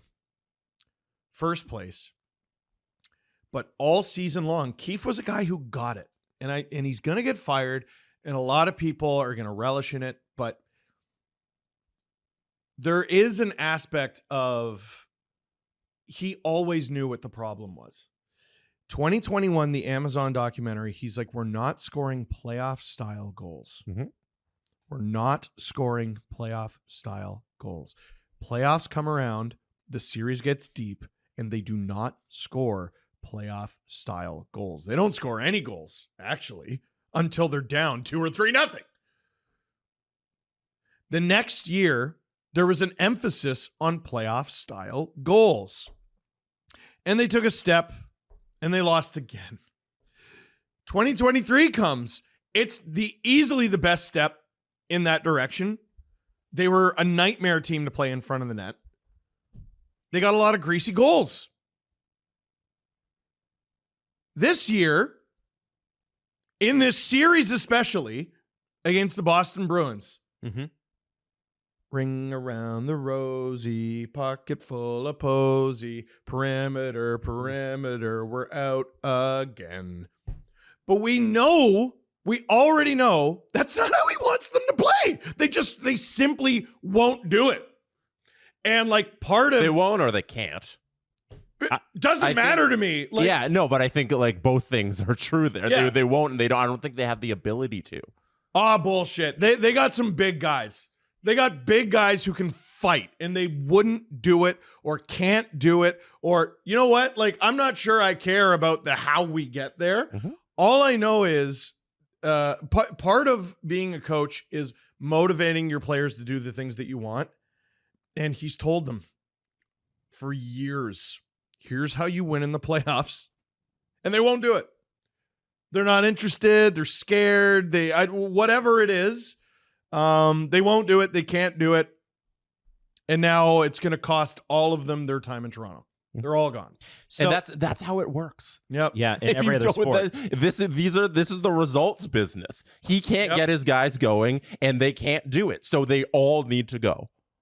And this is what. But they were close. This is what that doesn't matter. I'm kidding. This is what we were talking about. And I think Kyle Dubas finally admitted last May, which was you're right. I do love my guys. The rigidity of the process prevented them from understanding where their weaknesses were. They hired people who were very smart, but all agreed and believed the same thing. And unfortunately, when that happens, if, the whole thing was the score, the whole mantra with the book, the score takes care of itself, which Kyle Dubas lived by. When Kyle Dubas talked about the and this is, I think, the most telling quote of his entire career in Toronto, not the we can and we will. This when Blake Snell was pulled out of a World Series game, pitching his lights out, and the Tampa Bay Rays went on to lose the game because their backup pitching, their relievers couldn't take care of business. Where have we seen that before, Jays fans? And Kyle Dubas unironically gets up in front of the media and with a straight face says to them, "I would have done the same thing." And hang on to this. I want you to absorb that. I want you to go back and look up Blake Snell. Google Blake Snell pulled from World Series game. Go look at what happened afterwards. Catastrophe. And the fact that the NHL general manager at the time, Kyle Dubas, for the Toronto Maple Leafs, said, "I would have done the same thing." And then 2 years later, right before he gets fired, goes, "Maybe we were too rigid. Maybe we didn't look at things objectively because we believed so much in what we were doing that we just didn't take the results as seriously as we should." The one thing in the book, the score takes care of, because I've read the book.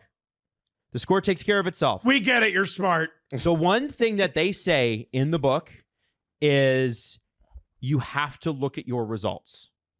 Hey, the one thing that they say is okay, so you may think you're doing really well in one area, but you have to drill down even in the areas where you're good and go, okay, but are we? And I don't think the Toronto Maple Leafs did that until last May. And I think that's where Dubas switched gears. I think they were a few weeks away from Mitch Marner's no trade clause kicking in. And I think Brendan Shanahan said, no, this is mine. And let me just read a stat to you. Drew just sent this through. The Maple Leafs are the second team. I bet he did. Are the second team in the MLB, NBA, NFL, NHL history to make the playoffs 8 straight seasons, but win a total of only one playoff round in that span, or none. The only other team to do it was the Buffalo Sabres from 87-88 to 94-95. Good Lord. Now, it's a little bit of a cherry pick stat because there are plenty of teams that went 8 consecutive years without making the playoffs. Sure. So it's not like they're one of the worst teams in that stretch. But No, I know. This isn't about the Leafs being bad. Mm-hmm. It's about them being bad when it counts. Like, yeah, Right. I tried to talk about this in the LFR. The Leafs were rigid in their system because they were good. They're rigid because what we're doing has made us good, and they lost sight of what makes them great. You need greatness to win the Stanley Cup. And all we've had for years now is a good team.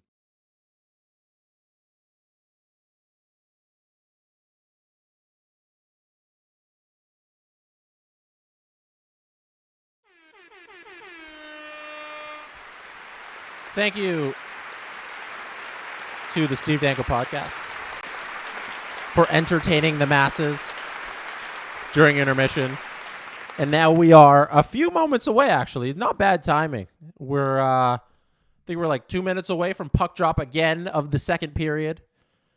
Shots are 25-20 in favor of the Carolina Hurricanes. 9 minutes of ozone possession to 7:40 in favor of the Hurricanes as well. Hits 25-12 in favor of the Rangers. This is going to be a fun third period because we've had a very fun first two periods. And I think we're in for some more scoring here. We're going to get at least an empty net, even if it's at this score towards the end of the game. But I think we get a couple more before that. Let me know who you think's going to come away with this one. Who you think scores the next goal.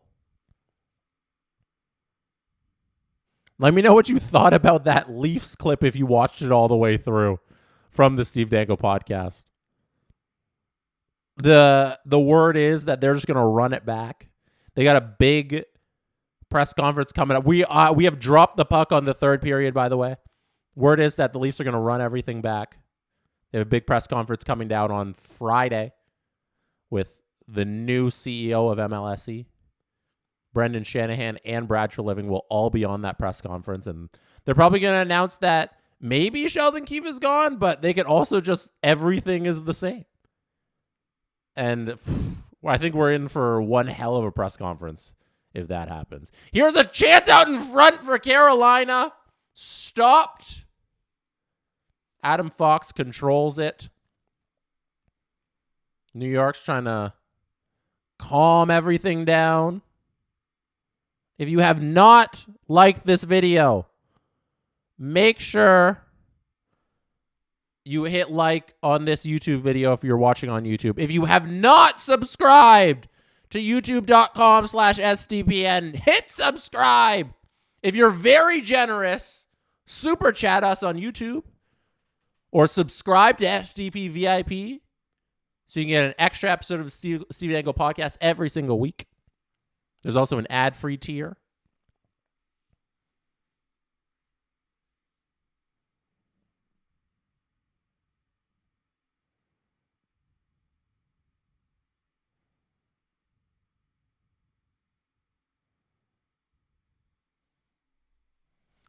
New York control. They don't control the puck after the faceoff. It gets out of the zone. They send it in deep. Carolina picks it up. Turnover in front. Shot. Save. Oh, my goodness. Lafreniere misses the hat trick. Oh, my gosh. Laugh. Oh, no. He skies it over the bar. Oh, all he needed to do was just like softly put it in. Oh, that sucks.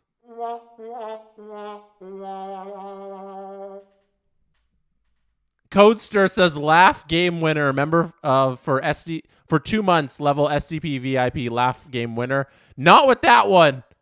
He just had it. Oh, that's a bad miss. He's going to regret that one if they end up losing this game. Great start for the Rangers, though. If you're a Rangers fan, great start there. Brock Besser says New York ties it up and Aho with a game winner with 2 minutes to go. Based on how this game has been trending, that's exactly how it's going to go. New York's going to tie it, and then with like 30 seconds left, Carolina's going to score a goal. We got a super chat from Justin Fisher I got to get to. First stoppage of play, we'll get to that conversation, Justin. Justin donated $5. That is our social media manager donating to his own stream. I appreciate that. Thank you. You want a little confetti? You can have some confetti.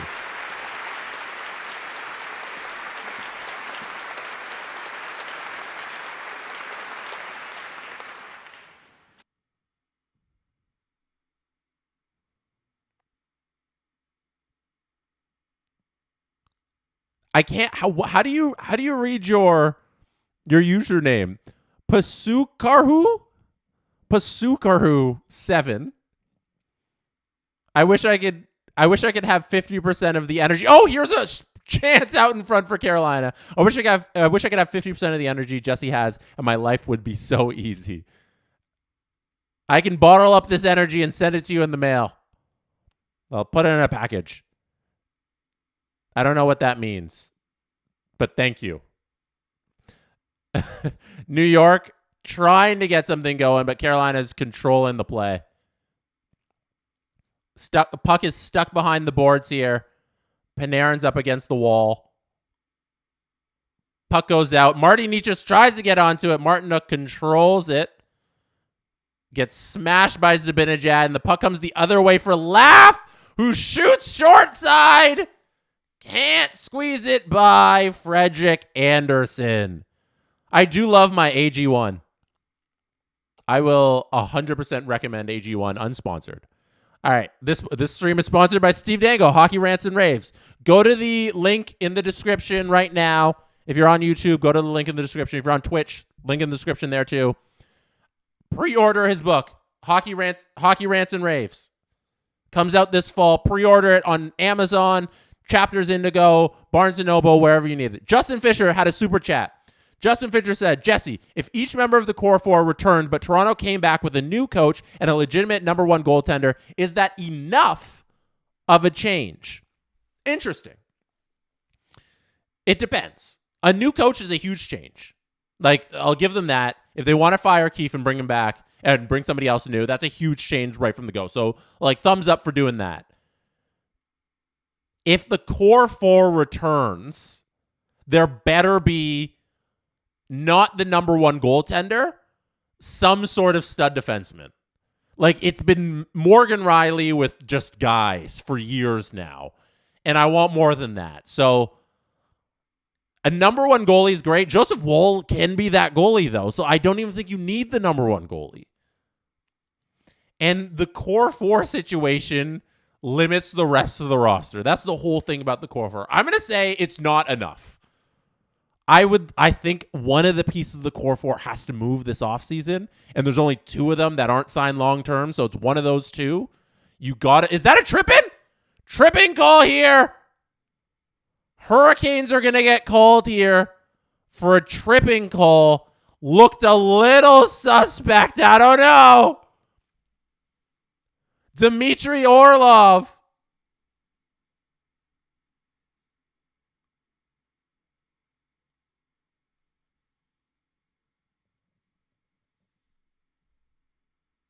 Let me see this.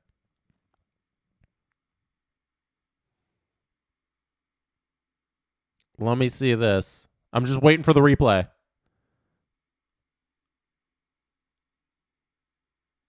Oh, yeah. Cooley goes right over Orlov. I think you got to call that just by the angle you're looking at.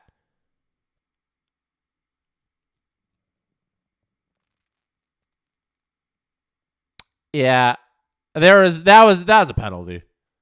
Every penalty here is like a referendum on refereeing. It's like, okay, let's go back to the history universe. Everything we know about refereeing, was this a penalty in this instance? Considering the circumstances, should you have called that? Yes, I think you call that 100% of the time. Cooley went right over Orlov. Oh, right out in front! Freddie, huge save. Oh, no! It's loose! New York scores! Go Rangers!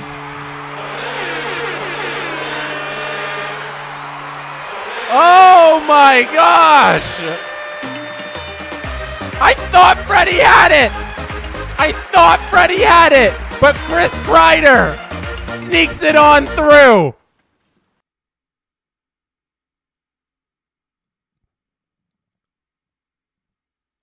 A point blank shot. Freddie saves it. Oh, what a save, but he can't squeeze the puck. Oh, Slavin was right there trying to clear it. Slavin couldn't get his stick on it. Okay. Oh, no. Aho's trying to clear it from under Freddie. Aho gets it right to Kreider. Kreider probably would have been shoveling at it anyways, but it went off Aho's stick right onto Kreider. Freddie should have squeezed it a little harder. It was a fantastic point-blank save, and what we have here is a tie ball game and a New York Rangers goal.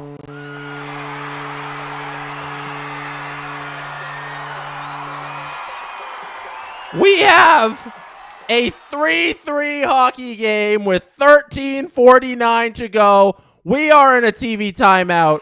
Let us chillax here and sit back and relax with this TV timeout.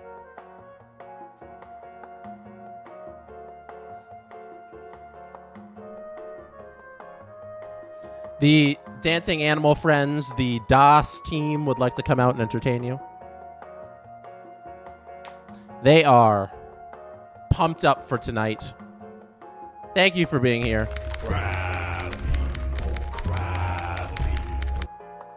You could have been anywhere in the world, but you choose to be watching this stream right now, and I appreciate you for that. So round of applause for all of you out there. Greatly appreciated. That you're choosing to spend your evening with SDPN, the greatest sports media company in the universe. We thank you. We thank you for your time.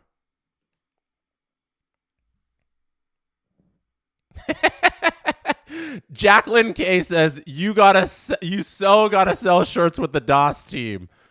Just the DOS team need shirts. The panda's pretty nice. Like the panda looked great on a shirt. Same with the snail. The snail's my favorite because he's just so into it. He's just grooving.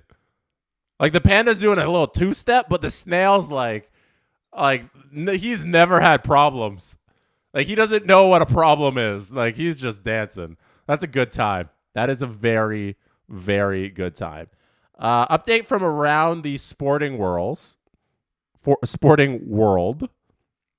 got a Celtics update. 120-95. We got, they stomped Cleveland. What are the Jays doing? Oh my goodness. Because I've been sitting here with you this whole time, I had no idea the Jays lost 10-1. Oh my God. Oh no, Blue Jays. What are you doing? All new low for your Toronto Blue Jays. 10-1. We're dropping the puck here. We are back. Center ice. Wenberg taking the face off against Stoll. The puck is dropped. Time is on the screen. Time it up with what we're watching right now. Carolina's trying to get this goal back. They've been great at answering the call. Every time New York has tied it up, Carolina's fought right back. Based on how this game is going to go, we're going to get a late game winner by Carolina, but New York's trying to make sure that doesn't happen. Hey, we got a super chat from Omar. Shout out, Omar. Little confetti for Omar. The weirdo reporter who was creeping Caitlin Clark got suspended for 2 weeks. Should have been fired after that creepy comment. I did see that he's not allowed to cover WNBA games this season. And keep that man away from women. Like, he's so weird. I guess two weeks is good for a suspension. Just the permanent ban on covering Caitlin Clark, it should be implemented. Like, that's, you don't know how to handle yourself in front of female athletes. So yeah, you shouldn't cover that league. That's good. That's good that he's not. That's good that he's not covering the league anymore. This is Alberta guy, Leafs in 7. Stream is too fire. Cool down, making Adam look bad. Stream is fire. Thank you. You think that's fired up? We can get even more fired up. You want to get fired up for a third period? Let's get fired up. Bring out the confetti. Bring out the DOS. All the animals are out right now. They can't keep up.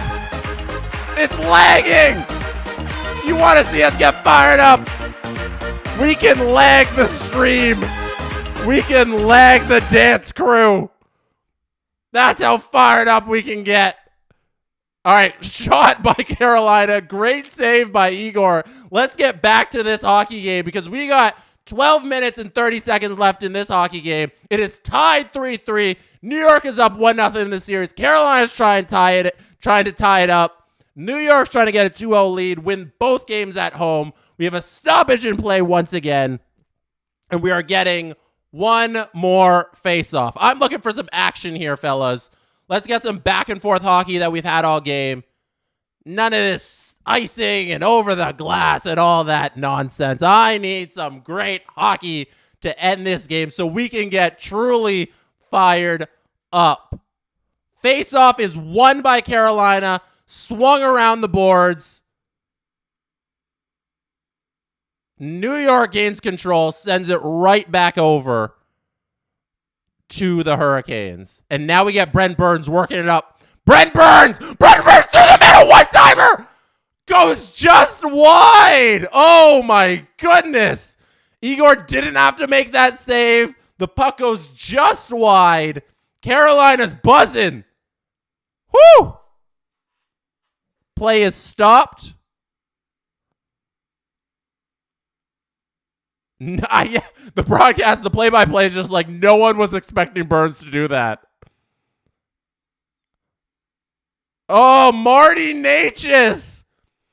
8-88, almost works. Brent Burns through 2 defenders.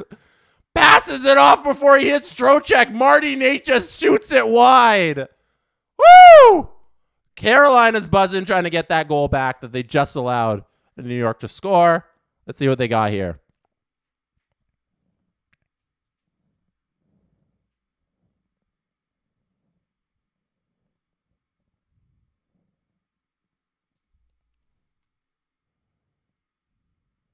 Dylan says, Dallas Stars fan here. If for some reason my Stars don't make it to the final, I'm rooting for you Rangers. All right. So Dylan, Rangers fan. Oh, one-timer there. Is that Kotkaniemi with the one-timer? Goes just wide. Oh, it's Teravainen with the one-timer. My bad. Oh, Teravainen again with the shot.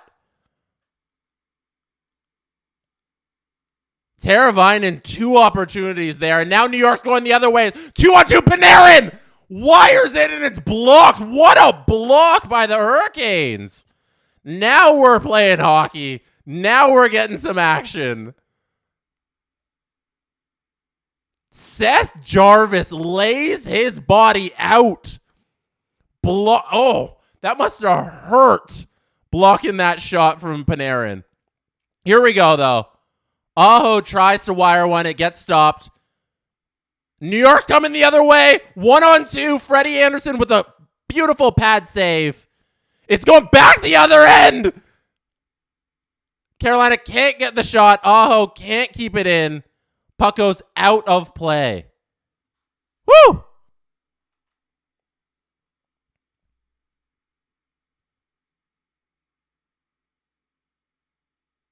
We mentioned Dylan. Dylan's a Dallas Stars fan. One thing about the Dallas Stars, if they do end up making the Stanley Cup final, Dallas Stars could have one of the craziest roads to the Stanley Cup final ever. They could face the Vegas Golden Knights, the defending Stanley Cup champions. Then they could face the Colorado Avalanche, the year before Stanley Cup champions. Then they could face either Edmonton or Vancouver. And if you're going up against one of the two, you're like, holy crap, they're facing McJesus.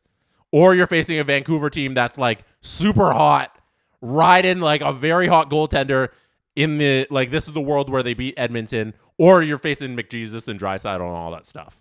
Then in the Stanley Cup final, you face the best team out of the Eastern Conference. We got a penalty. That is a tripping on Martinook. Did Martinook trip Gustafsson?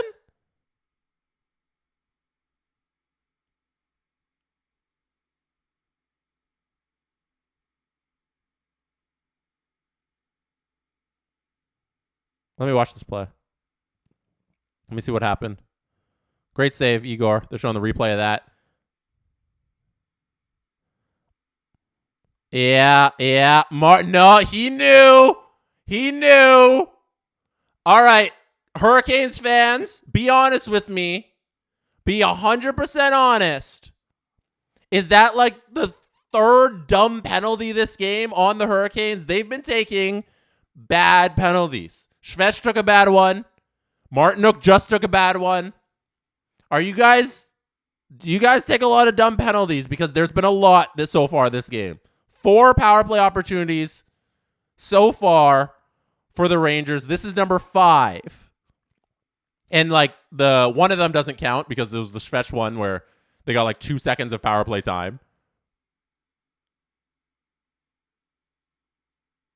And the other one was in the middle of the other power play too. So, but a lot of dumb penalties right now tonight from the Hurricanes. And almost hits the far side there. The Rangers do. Trocheck just missed that one. They're working. They're trying. They're really working the zone here. The Rangers are. They're getting the puck around, but they can't get something concrete going towards the net, and the puck's down the other end of the ice, and they're working on their breakout here. That's Gustafsson over to Trocheck, and is the puck out? Carolina's coming the other way. We got a 2-on-1 shorthanded. Here it is. Point blank on Igor. Saves the rebound. Now we got 2-on-2 coming back the other way. That's Panarin. Gustafsson throws it down deep. Trocheck passes it around.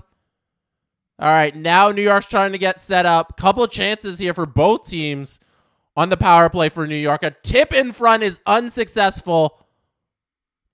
Can Panarin squeeze it down to Zibanejad? Back up to Panarin. Back down to Zibanejad. Out front. Over to Gustafsson. Take a shot. Panarin. No, doesn't work. It's tipped. It's tipped again. Right over Freddie. Right over the net. Puck goes down the other end.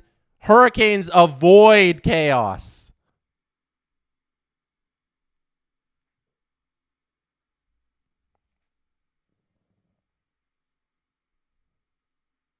Six seconds left. It looks like Carolina has successfully killed off this power play.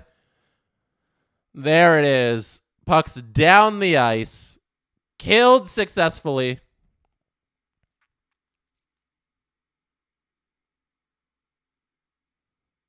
Roslovic had a chance there at the end of the power play. Good chance. Good chance. Oh, I think that was Trouba with a shot. Almost tipped in front. They're turning it the other way. Here's a shot. Blocked. Great block. Someone's playing without their stick there for Carolina. It's like the Rangers are on another power play. Carolina escapes it, though. They got the best penalty kill. They got that for a reason. They're able to get out of trouble. Natchez challenges Keandre Miller. And the puck is officially offsides. We're going to face off. Whoa! TV timeout. That was a lot of action.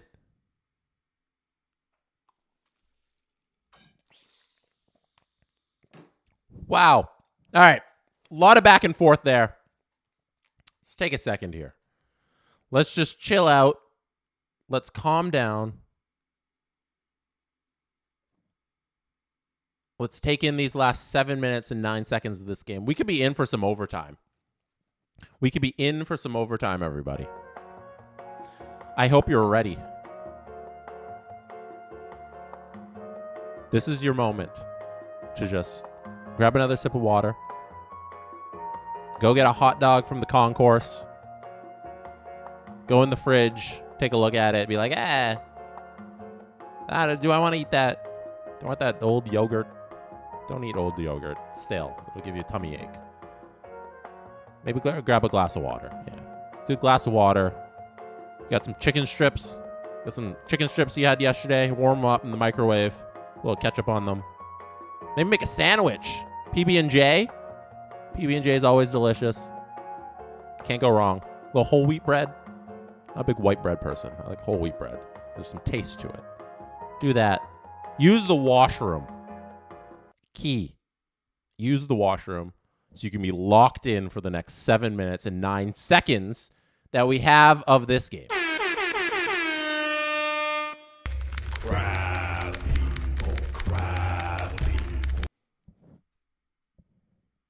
Oh, Justin says, not Justin Fisher, Justin in the chat, I'm doing some sausage and kraut on a bun. Wow, shout out you. Hey, sausage. Mwah. Underrated food. People don't talk about sausage enough. Let's be honest. There's a lot of talk about hamburgers, hot dogs, chicken, steak, but sausage. I like the honey garlic sausages.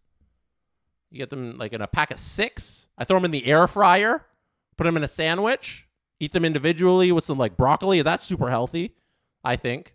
In my mind, that's healthy food. A sausage and broccoli. I eat like 2 of them, side of broccoli. It's fantastic.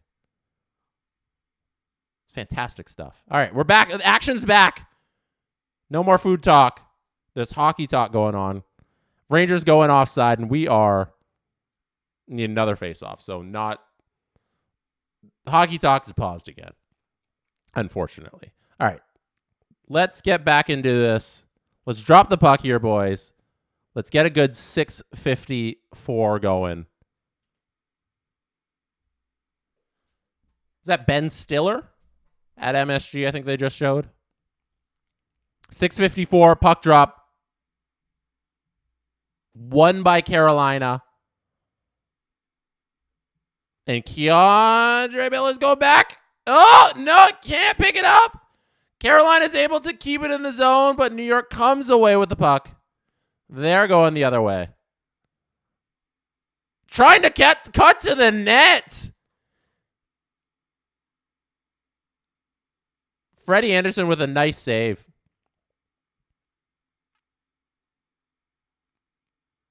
Gensel. Was he trying to feel? He's trying to feed Chatfield there.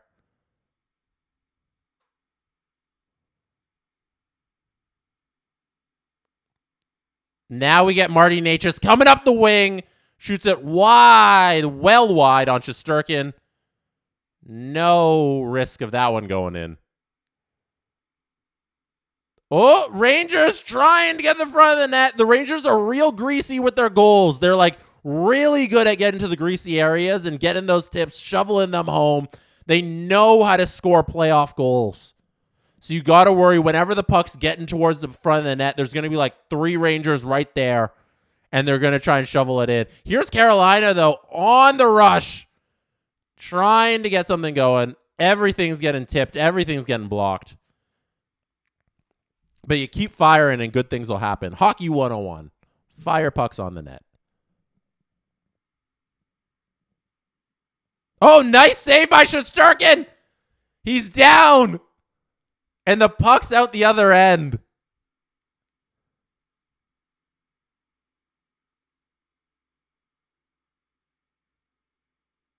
Wow.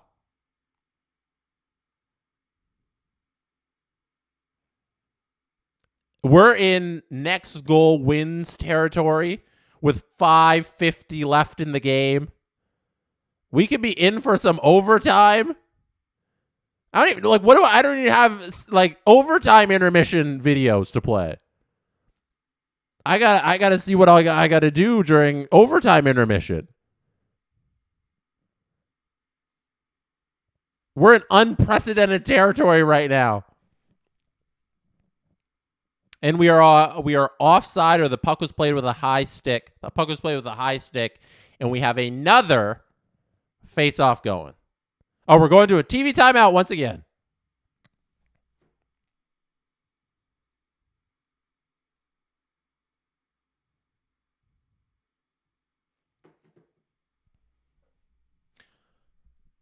Anthony says, I enjoy the food talk. You know what I had recently that was like really good? And never, ever in my life have I ever had a bad piece of this food. Thin crust pizza from Domino's. That is unreal. Every single time. You get the thin crust pizza from Domino's with a side of the cheesy bread. You mukbang that in one night. That's a good time. You can't go wrong with that.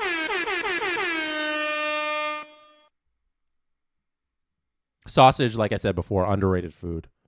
Like a plate of my honey garlic sausages. Throw them in the air fryer. Air fryers, too. Shout out air fryers, one of the greatest inventions ever. It's just a mini oven. Who knew that all of life needed mini ovens? Like, how convenient. Like, I'll, like, before work, and, like, if I want to make my food, before I start, like, getting ready to leave, before I take out the dog and everything, throw some in the air fryer. You come back 10 minutes later, the thing's dinged. Your food's done. Like, and it's not like you microwaved it. Because when you microwave things, they don't get crispy. Like, when you microwave food, it's just soft and mushy. It's just heated. The air fryer is heating it up like you cooked it. Because you are cooking it. But it's cooked conveniently and quickly. Air fryers. If you don't have one, get an air fryer. Toaster oven.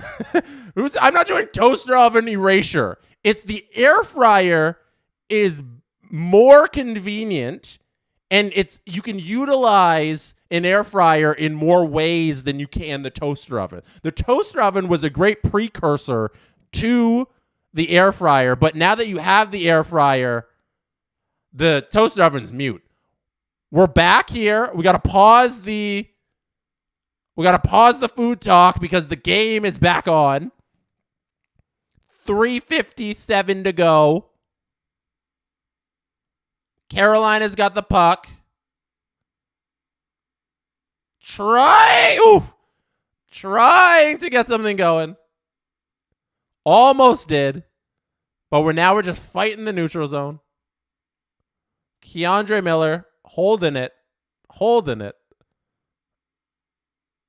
The Rangers trying to break out. They can't get anything on the puck. Just turn it over to Carolina. And here we go, back the other end. 3:30 left.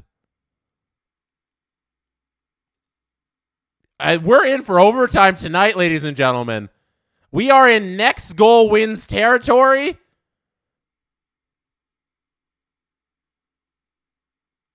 Whoever gets the next one's going to be crowned champion of game number 2.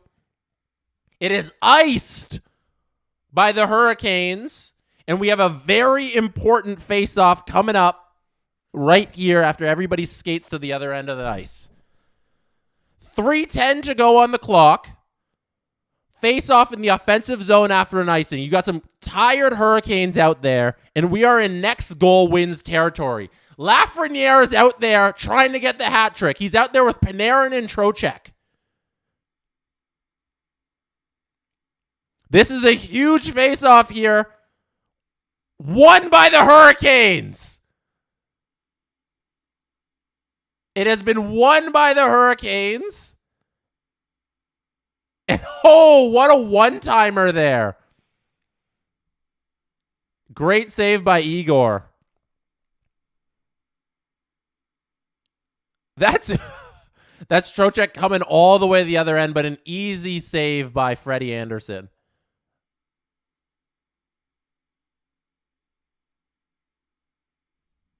Trocheck had something there. Just the backhand was a little too light. Anthony says Igor has been good tonight. Igor's been great. Igor's been fantastic. Nothing. I think both goalies have been really good. I would have liked Freddie to squeeze that third goal a little better, but like I can't really blame him on it because it was such a point blank shot, the one that caused the rebound that they eventually shoveled in. I think both goalies have been really good tonight. Maybe one you want back from Freddie, but I don't hate it too much. It's been real tight by both teams. Like, they both have given up their more than their fair share of chances on either end.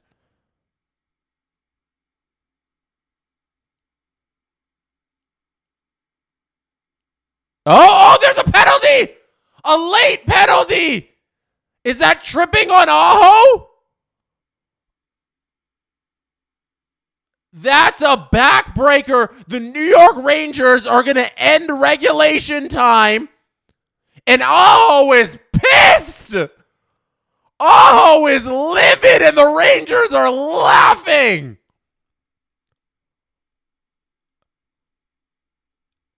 Oh, Aho is going to blow his lid.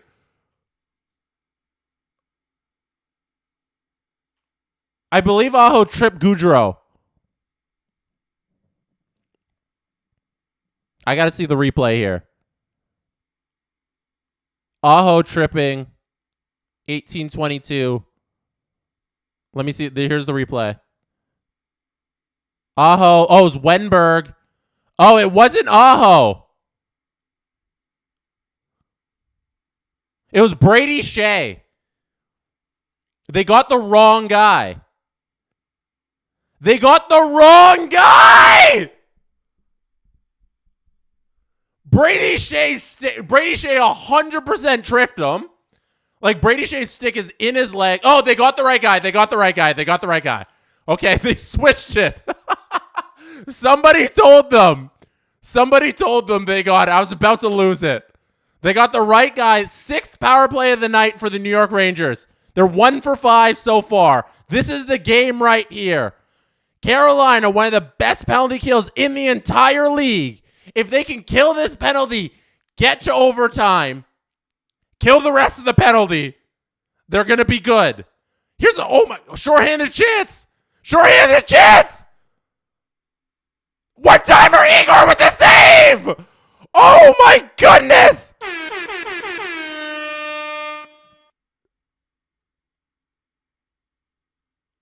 Jordan Stahl all the way on the short-handed Igor with a huge save. Brady Shea with a awful trip late in the game. Get locked in, folks. We got 40 seconds left. Power play for the rest of regulation. And here's a breakout. Chatfield over to Aho.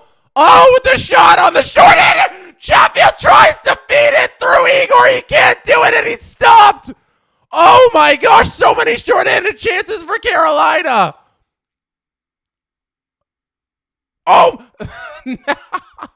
Oh, my gosh. Zabinajad almost gets one on Freddie Anderson. But Freddie covers it up with 8.3 left to go. The Jarvis Stahl 1-2 2-on-1 that happened a few minutes ago. They're showing the replay.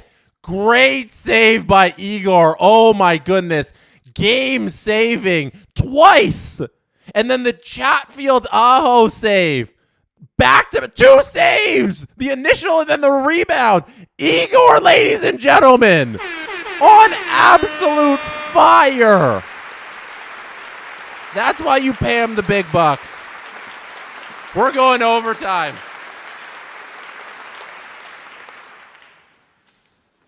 Wow.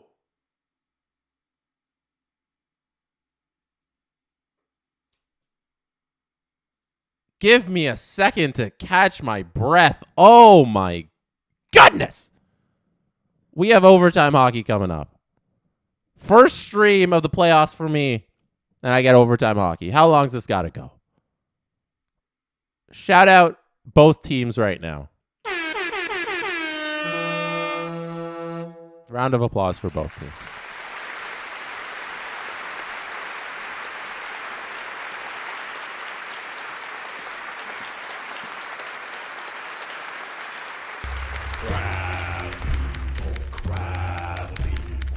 Shout out everybody in the chat right now. I appreciate you.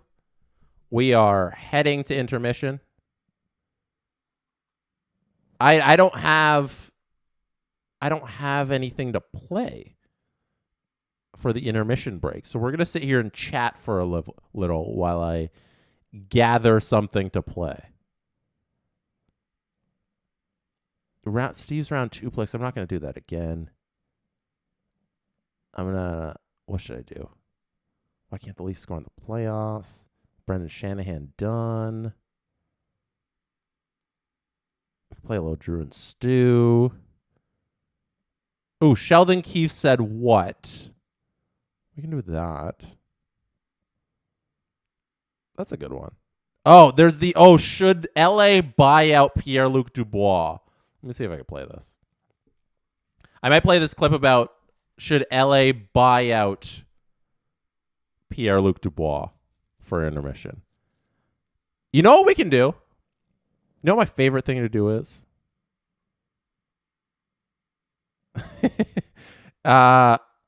Before I get back to my favorite thing to do. You've never heard of, in the Twitch chat says, Jesse, why don't you entertain some hypothetical Leafs trades from the chat? Amazing Kook says, why do you guys not have a backup in case the game goes to OT? Hey, don't question why I'm unprepared. Because I don't really need a backup because intermission from third period to OT isn't that long. You know, we can just sit here and chat. But I can also use a break to grab some more water. It's almost done.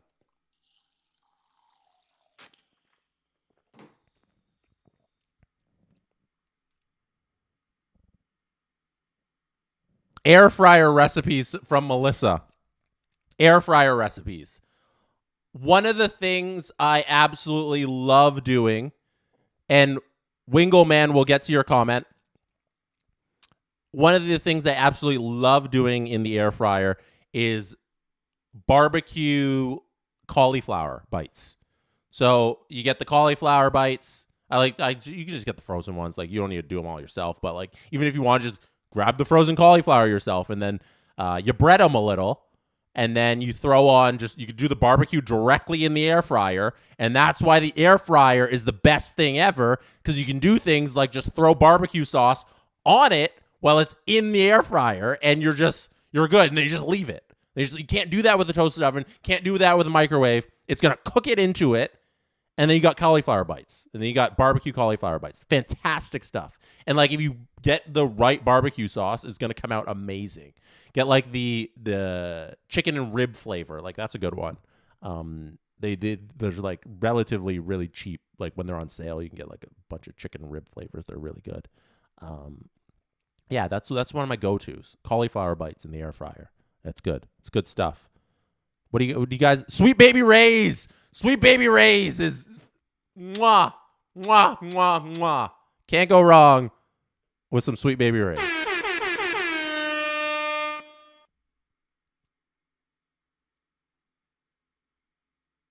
Hash browns. Marquette hash browns, yes. Hash browns in the air fryer, revolutionary. Just throw a whole bunch of there, walk away. This one's from Avery. Steak fries in the air fryer are top notch, super crispy outside, but so soft inside. I've never had I've never had steak fries in the air fryer. I've never done that myself. That's a good idea. Andrew says, "Oh man, you make me hungry." Good. That's what we're here for. Air fryer chicken wings are easy. They are. It's from Beano Hawk. Air fryer kebabs. I've never had air fried kebabs. Send your best air fryer recipes. Not a recipe, but Trader Joe's Panda Express orange chicken in the air fryer is perfect. I'm not the biggest orange chicken person. There's a mall fast food place called Manchu Walk here in Ontario. Like, you go to any major mall, they're going to have a Manchu Walk. Manchu Walk's probably my favorite.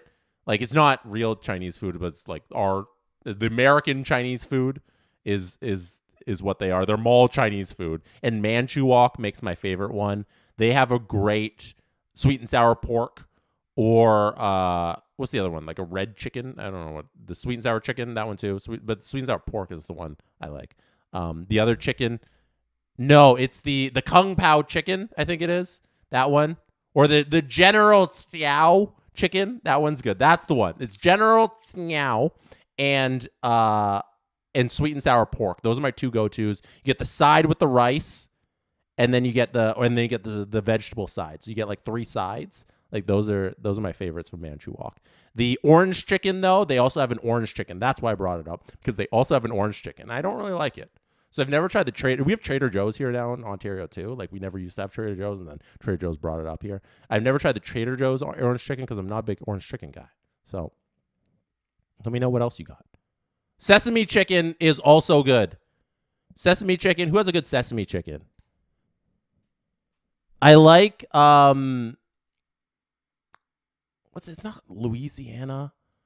Oh, Bourbon Street Grill. That's what I was looking for. Bourbon Street Grill. Now I'm just going through my favorite mall food court foods. Bourbon Street Grill is great. It's fantastic. I don't know if you got it where you're watching from. Bourbon Street Grill is just unreal. Can always do some Louisiana chicken with a side of mashed potatoes they got, and like a rice, because I'll do like 3 sides, or I'll do like 4 sides because they got all the options, and like a side of broccoli or something. Broccoli, mashed potatoes, and Louisiana chicken is always good from Bourbon Street Grill when you're at the mall. That's a good one. Manchu Walk's I'd probably put Bourbon Street Grill ahead of Manchu Walk on just taste level and like value level too. I think those are my 2 go-tos though. They always have A&Ws. A&W is always good. Good little teen burger. Wendy's though. Wendy's is where it's at. They got a Wendy's. Gotta get me some Wendy's. What's my best Wendy's burger? I think the teen burger is always good. I don't know. That's A&W. Wendy's burger is the it used to be called the Big Bacon Classic, and then they changed the name. I forget what it's called now, but it used to be called the Big Bacon Classic, and then now it has a different name. But that one, I think it's like number 4 on the menu. That's my favorite combo. And my favorite thing about Wendy's is the swap it with the Froster. Like, you get the Frosty in there, and you get that instead of, because I don't drink soft drinks. Like, I don't drink pop. Soda for you Americans. Like, I don't drink like Diet Coke. I don't drink Coca-Cola. I don't drink Sprite and all that stuff. I don't like it. So if I want to do something unhealthy when I'm at Wendy's, then I'm getting my Big Bacon Classic with a large fries. If I want to add to the unhealthiness, I'll do the Frosty, the chocolate Frosty instead of the drink, because the chocolate Frosty is unreal. Also, Wendy's chicken strips. Wendy's chicken strips. Like, if you haven't had Wendy's chicken strips, go try them. Fantastic stuff. And like, surprisingly fantastic. Like, unexpectedly, like, oh, this is like diner quality chicken strips. Like, go try Wendy's chicken strips. What do you guys got? Banghead's Shots Dead says, Adam's still doing Edmonton game if this goes to OT. Edmonton's tomorrow. So Adam will be doing the Edmonton-Vancouver game tomorrow. Tonight it is Dallas-Colorado, which is happening right now. They are 0-0 at 16:02 of the first period on my stream right now. Yeah, is the Big Bacon Classic just the Baconator now? Is that what they morphed it into? That's what people in the chat are saying. I think, yeah. Yeah, I think they're just the Baconator now. But, yeah, that's my go-to at Wendy's. Love me some Wendy's.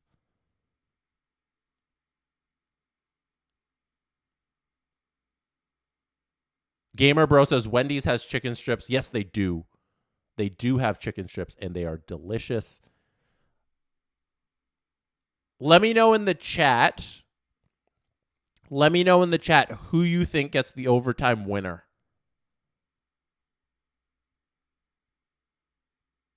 My money is going on. Let's do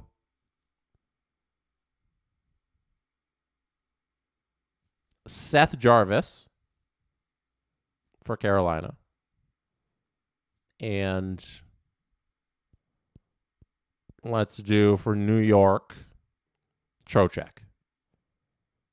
No, Laugh hat trick. So we won't do the Gensel hat trick for Carolina. We'll do Seth Jarvis for Carolina. It's like a wobbly shot, way far out. Seth Jarvis wobbly shot goes in off Igor. Everyone's like, that sucks. That went in. If you're a Rangers fan, you're like, that was just like bad bounce, bad deflection. But Seth Jarvis scores. And then Laugh hat trick on the Rangers side. He snipes one. He slides it 5-hole, I think, on the Laugh one. So those are my two picks. Who are your picks? Jacqueline K says Laugh for NY for sure. Laffy hat trick says Lex. Johnny Simpson says assist by Aho. Wiggle Man says Keandre Miller.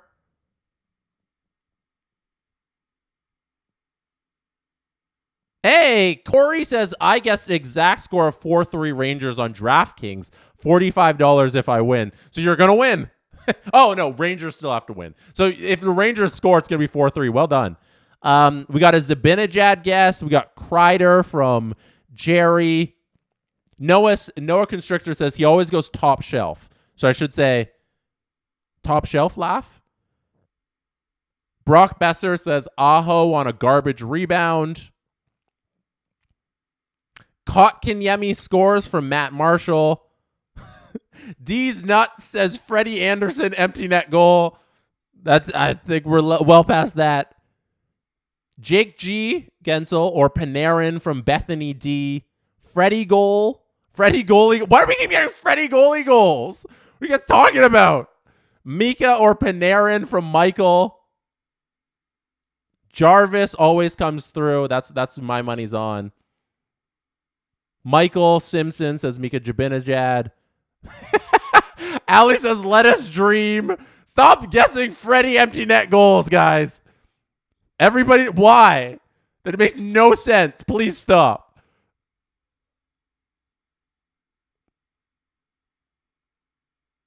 Rempe says Steve. That'd be crazy.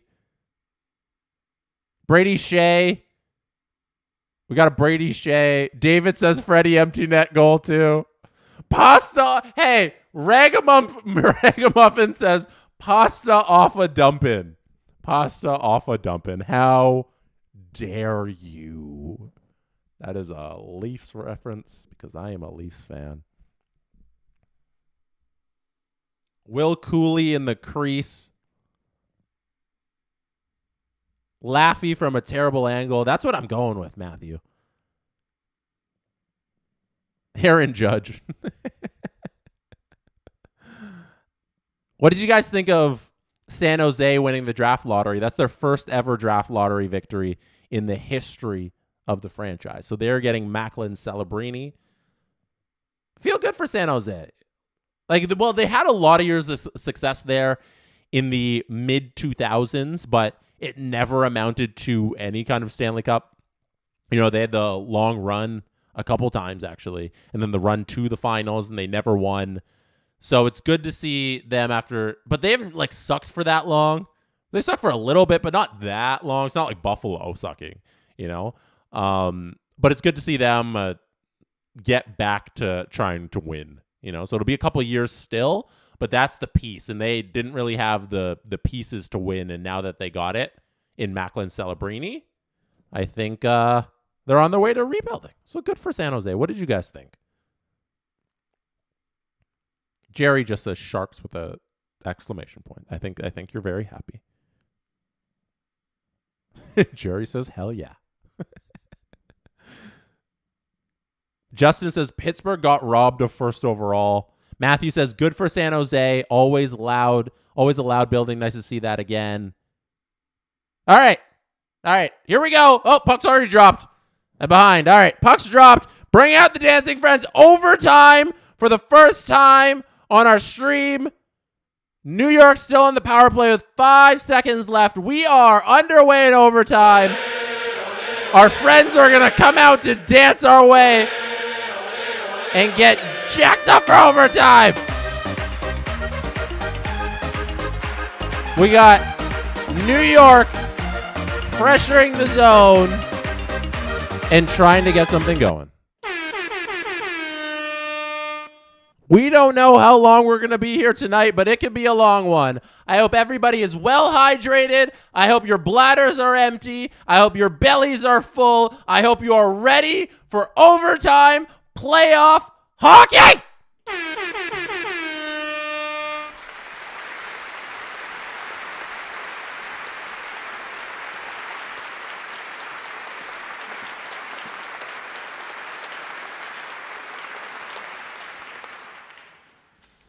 We have New York breaking out through the neutral zone, sending it in deep.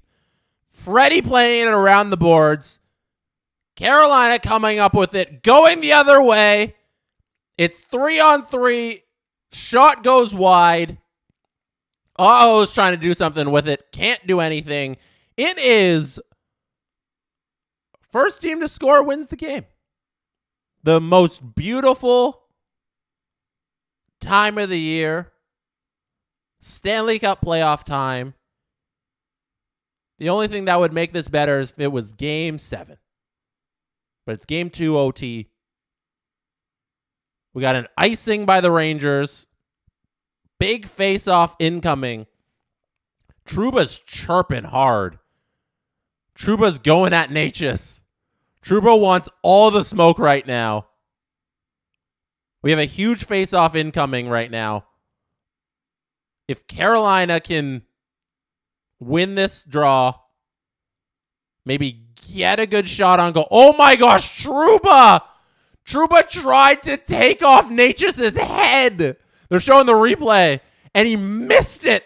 He missed it completely, embarrassing himself. There's a shot on goal, goes wide, it's tipped. It's not a shot on goal. Shot wide by Carolina. They're pressuring now.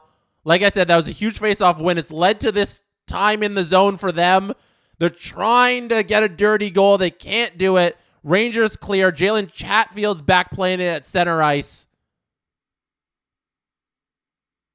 New York's working the edges. Can't do anything with it. Going the other way with Orlov. Orlov dishes it out. Oh, that's a... Oh, who just took that hard into the boards? Oh, no.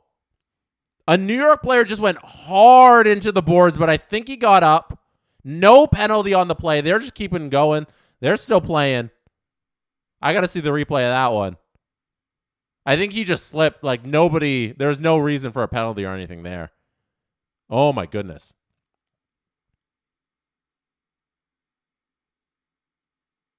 We're getting the Rangers now breaking out of the zone, coming through center ice. Zibanejad plays it at the line, and they're onside. Long shot onto Freddie. Freddie gloves it, It's going the other way. Carolina's trying to make something happen. Can't do anything. We're all slowed up and doing our breakouts here.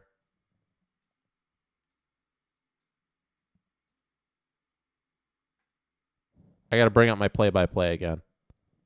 I couldn't hear it. There we go. There's, in the middle. Oh, drives to the net. Great save on the pad by Shesterkin, and Carolina takes off the net, but they don't stop the play. Yes, they do. Laugh was going the other way, and they finally stopped the play. Oh! Great chance.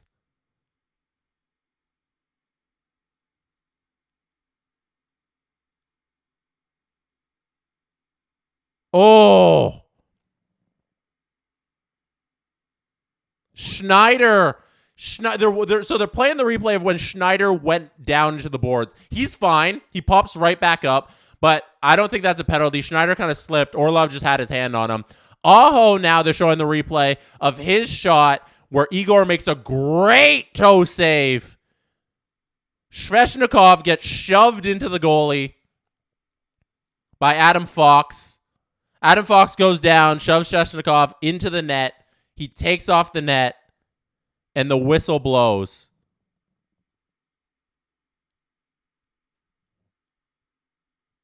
Just end-to-end action here to kick off overtime. Was that a penalty? Was the Orlov push on Schneider a penalty? Because I only saw the one replay. Correct me if I'm wrong, but I thought it was a shove in the back. But the chat saying stick in skates, def a penalty. That's from Brock Besser. Colton says no. 2-0 stars, by the way. That's money. Money dynamic. No, says D's nuts. Stick was in skates, says Scott. Justin Fisher from the SDPN chat. You know what? I'm just going to say it. This game is pretty good. Agreed. This game is fantastic. Melissa says not a penalty.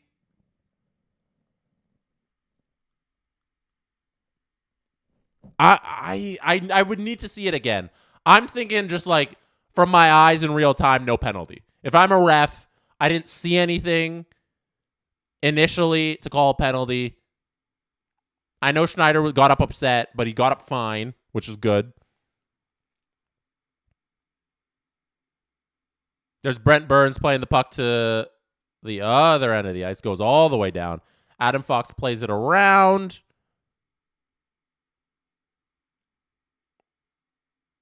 And now everybody's just playing. Send the puck to either end. Got a little calmer action now. Jerry said def a penalty. Stick and skate, says Lex. I'm starting to believe that there was stick and skates.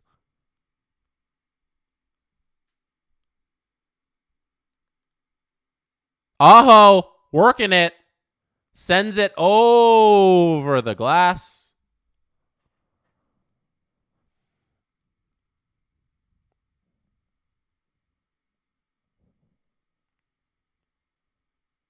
Heifer 5321 says clock. It's literally, it's on the screen.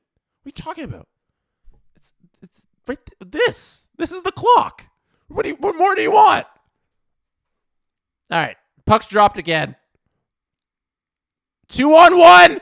Shot. Freddie save. Point blank. Roslovic with a great break. Left all alone. The Canes defenseman took the other man. Roslovic one-on-one with the goalie. Great save, Freddie Anderson. Wow. Jalen Chatfield. Fantastic work. That is how you play the 2-on-1. Leave your goalie only one option. Take away the pass. Let him know that it's going to be one-on-one, you and the shooter. Roslovic versus Freddie Anderson. Chatfield did an exceptional job doing that. Big time play there. Big time player. Keeps his team alive. Rangers getting chances, though. Rangers looking dangerous.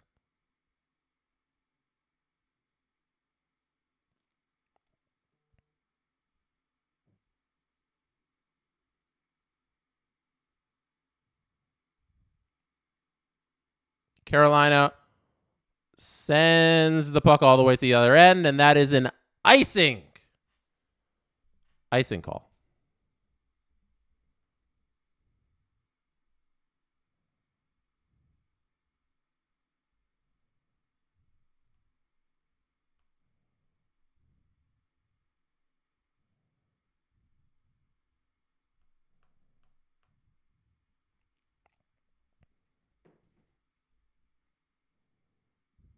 Here it is, right out in front. New York can't get it past Freddie.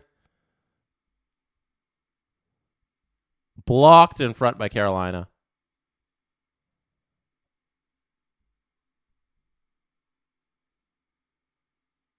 Hurricanes finally able to change. Fresh bodies out there. Let's see if they can kind of tilt this. Aho gets to the puck first.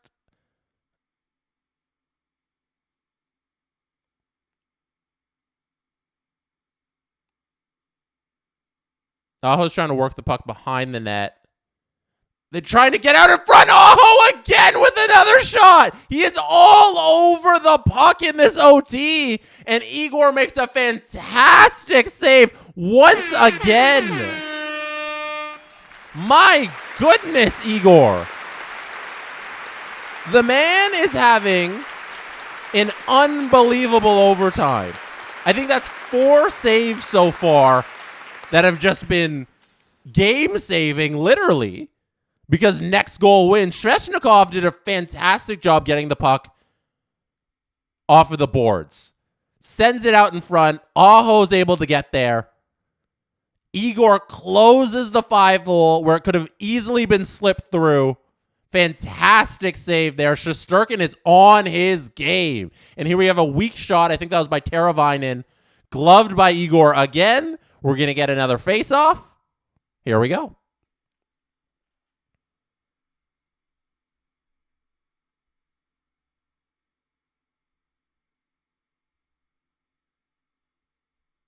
Is my stream ahead of yours, Red Tooth? There's no way.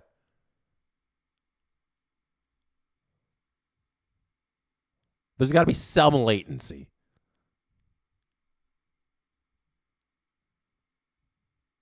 We're going to be here all night.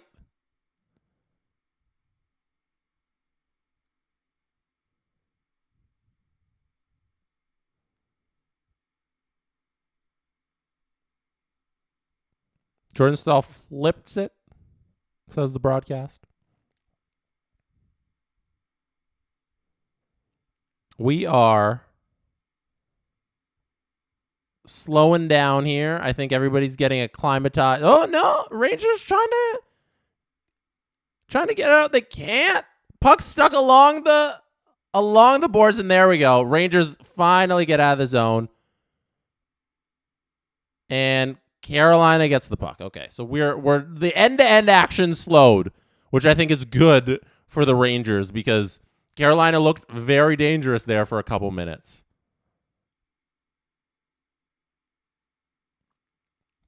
Here we go. Oh, offside at the line. Kreider looked to be one-on-one with the goalie, and it's offside at the blue line. Whew. Dallas is up 2-0 over the Avs. Your stream, Mr. Big Fry says, your stream is ahead of mine. I have to rewind about 20 seconds. Should I slow down my stream?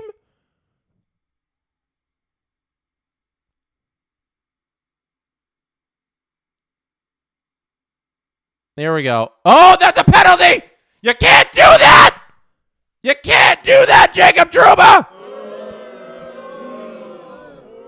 You can't do that! Carolina, with one of the most deadliest power plays in the National Hockey League are officially going to the power play. That is a tripping call on Jacob Trouba.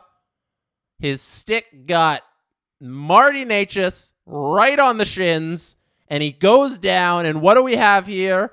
A power play opportunity for the Carolina Hurricanes and a chance to tie this series at 1. Can they do it? Puck is dropped.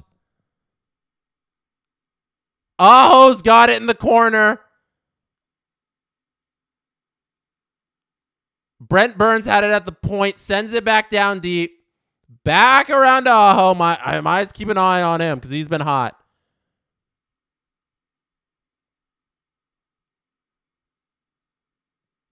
Sebastian Aho, right at the point. Oh, they try a one-timer in the middle. The Svesh can't do anything. One-timer! Wide. Sveshnikov misses a one-timer wide. No real chance at the net. Gensel takes it around. Over to Aho. Up to Brent Burns at the top. Over the Aho. Aho waits. Shoots! Right into the middle of Igor Shesterkin.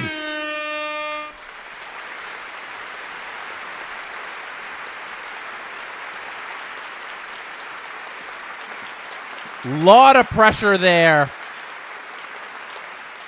by the Carolina Hurricanes. My overtime winning pick, Seth Jarvis, was standing next to the net, looking for the tip. Nah, you need to get closer. He wasn't that close to the net. Carolina, good pressure. Good little shot there by Aho. Needed more bodies, though. They needed more bodies in front of the net. Seth Jarvis sort of creeped up. Face-off has been dropped, won by Carolina. Tony D takes it back, sends it over to Necas. Necas is working in the Aho spot. Necas has got it again at the face-off dot. Skates looking for a man. Back up to Tony D. Necas again with it. Looking again. Cross ice. Tony D goes down. Back over to Necas. Necas wires it. Shesterkin the save. Tony D looks to shoot but doesn't. Passes it over to Necas. The pass down low doesn't work after he tries to center it. Leaves the zone. Carolina's got to regroup, try and enter the zone again. Jordan Stahl's got it. And New York gains possession, sends it out to the middle of the ice. And Carolina ends up with one shot on that power play opportunity. New York kills it. Slavin tries a slap shot from deep. Can't get it on net. New York flips it out to the middle of the ice. A little bit of a play here. Oh my goodness, out of nowhere, Vinny Trocheck gets the puck that's flipped to the other end of the ice. He tries to go top shelf, can't do it. Puck goes over the glass, and we have a pause in the action. Finally, a pause in the action. What a back and forth. Woo!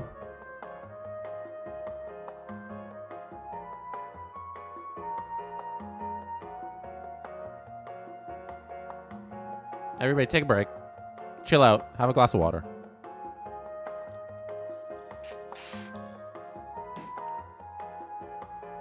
We are almost back to the action. There are no TV timeouts, I believe, in overtime. I believe that's the rule. They just let the action keep going.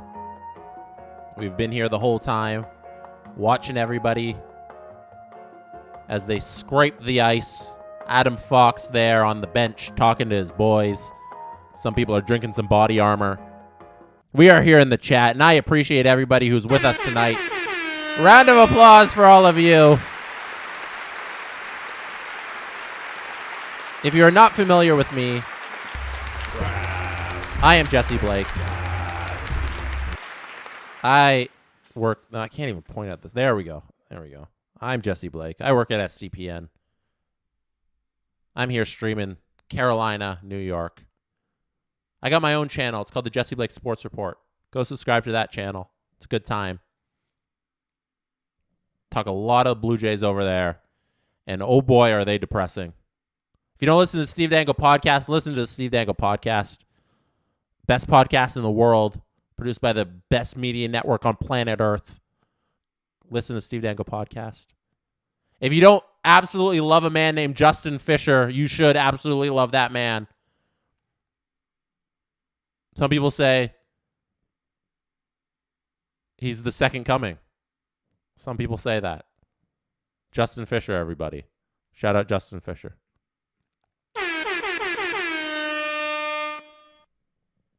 We got a very big face-off with 9:36 on the clock. The pucks in the offensive zone for the New York Rangers haven't been the greatest on the face-off so far tonight, but they win this one back. They keep it in the zone. Laughs out there. He's on Hattie watch. The shot is blocked. Trocheck tried to feed it out front, got blocked. Panarin's out there, Laughs out there, Trocheck's out there.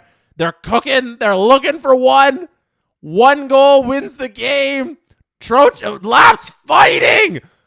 Oh my goodness. Laugh wins a big puck battle along the boards. They're keeping the puck in, but they're still playing along the boards. Nothing to the middle of the ice here. Panarin slips up. No penalty on the play. Puck's out of the zone. And they come in. Back in. Offside. 3-0 Dallas. Dallas is up 3-0.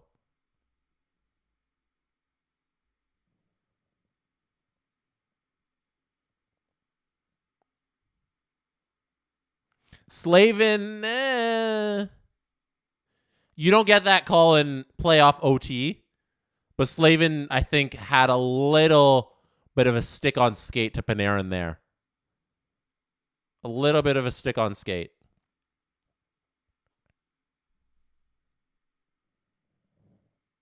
Producer Drew, who works at SDPN, is a huge Colorado Avalanche fan. He is in shambles right now as the... Oh! Roslovic comes charging down the ice. Shot on goal is tipped over the net. Roslovic looks to the sky, asking, what more can I do? Producer Drew, huge Avs fan. They are down 3-0 to the Dallas Stars. Jalen Chatfield once again. Huge play, huge tip on that. On that Roslovic shot. One-timer from the point for Trouba. Cannot get through. Everybody's blocking shots. Most important thing you can do here in overtime. Block those shots. Don't let anything through. And both teams are doing a great job at it, but here one does sneak through. It's Mika Zibanejad on Freddie all alone. Freddie makes a huge save. Freddie Anderson standing tall. Huge save on Mika Zibanejad. Gosh darn, Freddie. Wow, great little play there. Zibanejad sneaks in behind Marty Nietzsche. Trouba finds him all alone. If he makes one move and doesn't shoot it right at Freddie, that's a goal. Schneider shot one from the point, deflected high in the air. Carolina picks it up. They're going the other way. Offside. Brady Shea offside. Brady Shea offsides. Jake Gensel there. He's been through this a couple times. He knows what it takes to win a Stanley Cup, to win a Stanley Cup playoff game. They're replaying the Trouba Zibanejad chance. Great play by Trouba. Great play by Zibanejad. Just got to finish a little better. But that's a tired body who's played 3.5 periods of hockey. You know, it's a little much to do the dangles there. Shoots it right at Freddie. Puck stopped.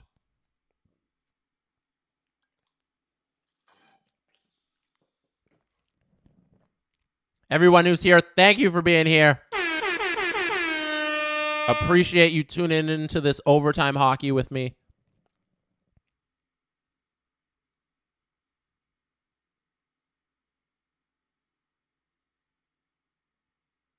Oh. That's offsides or that's icing. Ooh. A little bit of a weird icing call there on Carolina. So now we have a huge face-off coming up for the New York Rangers. They can win a face-off. They can have possession in the Carolina zone. Maybe get a nice shot on goal here. Get lucky. Kreider's out there. Who else is out there for this face-off?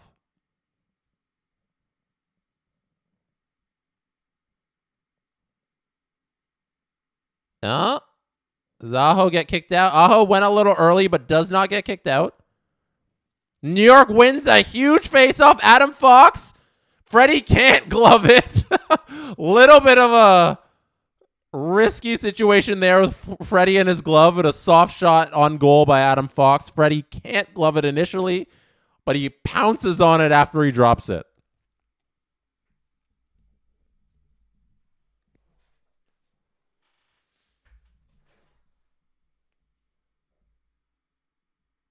Huge face-off win there by Zibanejad over to Adam Fox, who tries to dangle and gets the puck stolen from him. I would have rather seen Fox play that puck back, play it to the point somewhere.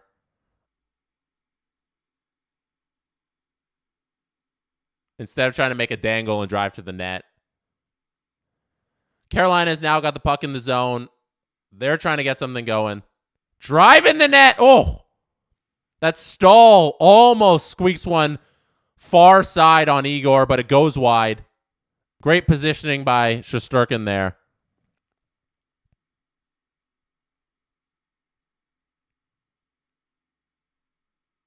Puck's hanging out in the neutral zone. Here we go. Rangers enter the zone. Will Cooley working it around. There, can't get the puck back after he sends it back around. That's going to be icing on the Hurricanes if it reaches the line. Another big face-off. We have 5 gifted memberships from Jeremy Curry. Thank you, Jeremy. This confetti is for you. Appreciate you gifting the memberships. You are a legend, and here is your dancing panda for the gifted membership.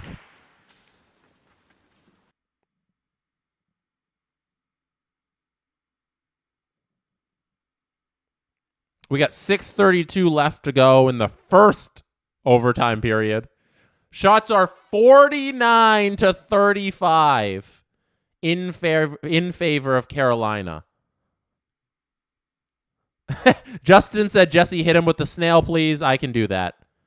The snail is out as requested by Justin Fisher. Snail is out. The snail is dancing.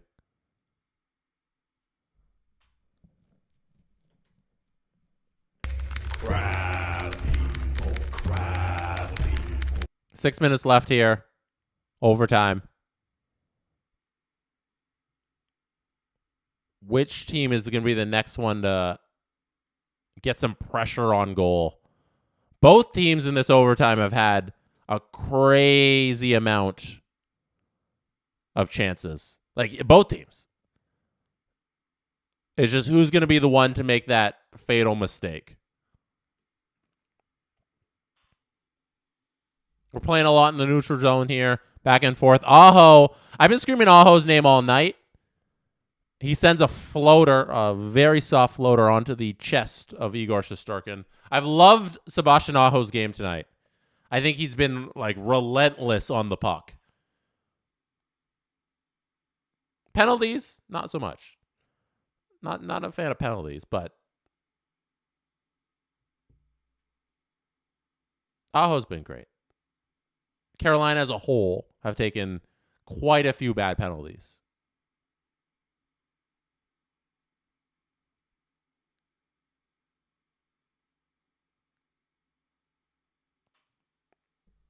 I think they've had slightly more opportunities as well. Here's Tony D.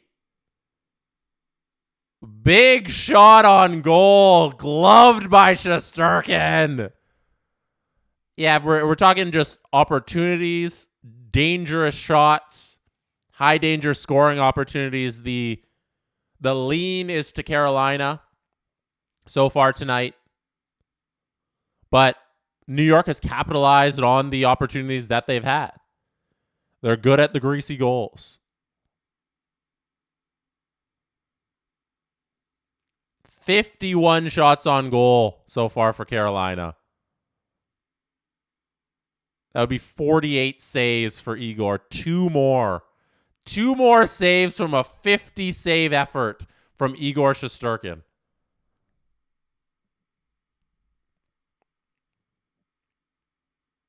The Rangers have the puck in the zone. They're trying to get some shots to the net, but they keep getting blocked. 2 block shots there for Carolina. They've been doing a great job blocking shots. Shot from the point. Doesn't sneak through. Freddie makes a save, and the puck is out. It's not in the back of the net. Rangers maintain possession. They're circling, sending another one towards the net. It goes up and out over the glass. Adam Fox. Serious chance there to end this game.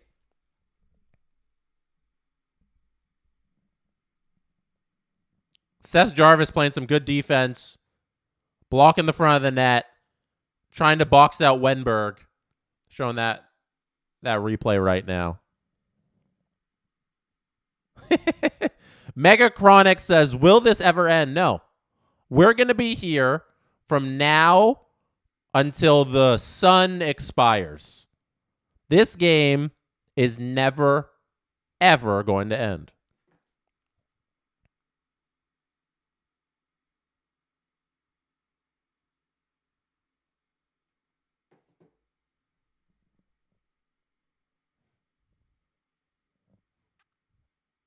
Carolina negates an icing there, and the puck is up the other end of the ice. And now Orlov's breaking out for the Hurricanes. He's looking for someone to pass to. Orlov holds the puck. Finally passes it to Chatfield. That was just an hour with the puck at the blue line. Orlov was just standing there looking for someone. Carolina is now working the puck behind the net. They send it out front. Nobody can tip it. It hits a skate. It stays out. They're fighting for it in front of the net in the slot. The New York Rangers send it down the ice, trying to get out of trouble. It is an icing. Huge face-off coming up for the Carolina Hurricanes. I'm out of water. I'm out of water.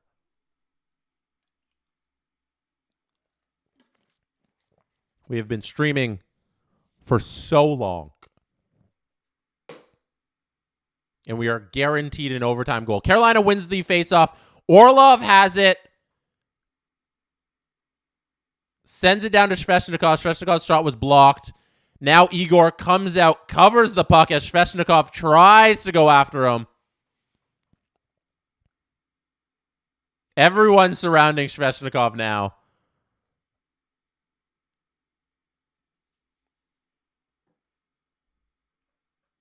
Oh, Robert Malloy. Shout out Robert Malloy, everybody. Robert Malloy in the chat says, you've officially broken your record for longest stream. Oh, wow. Longest before was 3 hours. I'm well over 3 hours, right? Because I started at 7. It's 10:38 now. Yeah. No, this is easily my longest stream ever.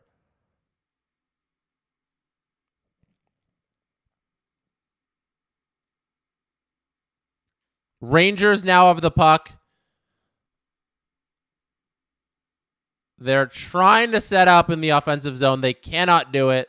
Puck goes the other way in the neutral zone for Carolina. They make a change. Keandre Miller over to Schneider. Schneider breaks out.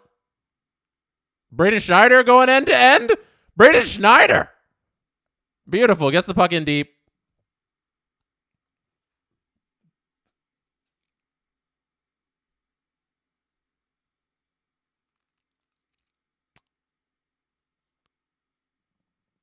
Carolina trying to break out here at the neutral zone. Gets the puck over at the blue line, and it bounces up and over the glass. 2 minutes, 35 seconds left here. Getting a face-off in the neutral zone. Both teams are playing a lot tighter. If you've been here for this whole stream, first of all, I appreciate you. Second of all, both teams playing real tight right now. Nobody wants to make that fatal mistake. 2:35 left. What Carolina has done so far in this game has had a masterful ability to score late in periods. New York will tie up the game. Carolina comes back. A little bit left in the period. They take the lead. So if periods 1 and 2 have taught us anything, it's with 2 minutes and 26 seconds here left. We should be very worried if you're a Rangers fan, or you should be very excited if you're a Hurricanes fan, that the Hurricanes get one here late. They're good at breaking hearts. Once you're comfy, thinking you're getting to an intermission, they sneak one by you. Let's see if they do it here. Let's see what they got. The Rangers are the one with the puck now.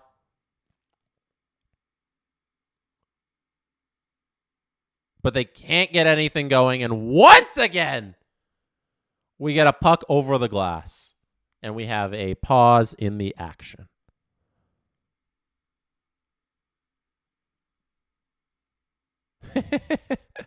Sarah says, I'm also sleepy crew. Shout out the sleepy crew. Everyone who should be in bed right now, it's 10:41 p.m. on the Eastern time zone. A lot earlier for you Westerners. This is nothing. Colorado, Dallas is still early. Where are they, like halfway through? I haven't checked the score recently. Freddie plays it off of the draw. Carolina tries to leave the zone. Panarin shoots a slapper and his stick breaks and there's a shot on Freddie. Beautiful pad save.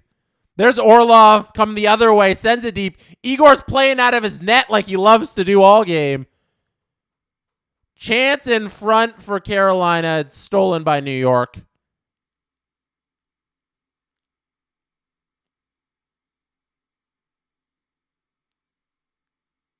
New York sends a soft floater to the middle of the zone that Orlov is easily picked up, sitting behind the net. Send it out to Aho. He's coming up in the spot he loves on that wing there.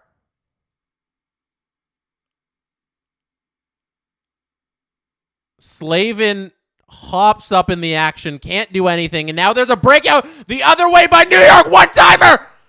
Zibanejad stopped by Freddie Anderson. What a save on the one-timer! Saves the game! Wow!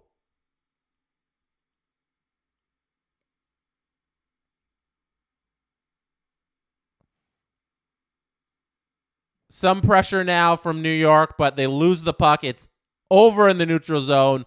Dumped off for a change for the Hurricanes.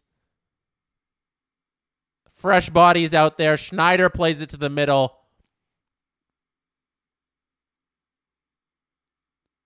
They're holding the puck. It's offside at the line. Barclay Goodrow came in offside.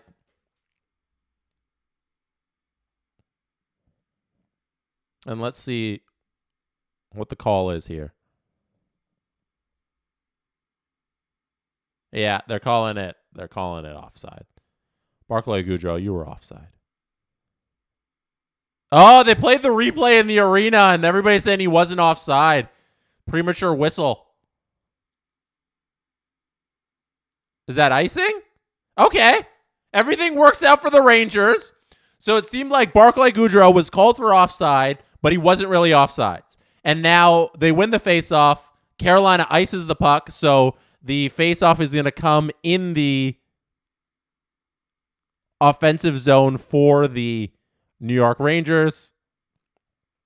So they're going to shot here with a couple seconds left here. 19 seconds left in the first overtime. What's going to happen? 19 seconds.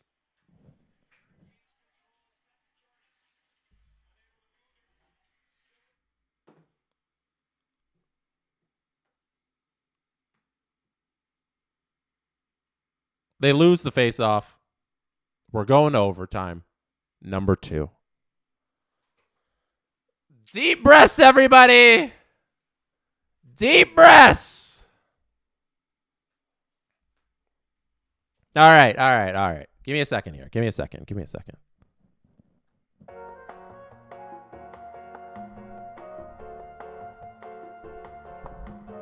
First of all, let's get close. Come here.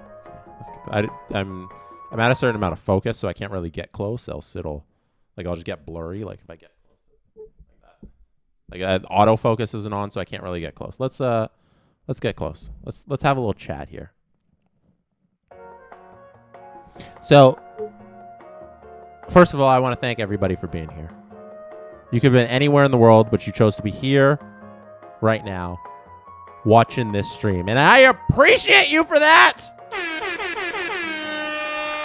Round of applause for yourselves, first and foremost. Second, next to me on the screen, right there, it says, sponsored by Hockey Rants and Raves. Pre-order now.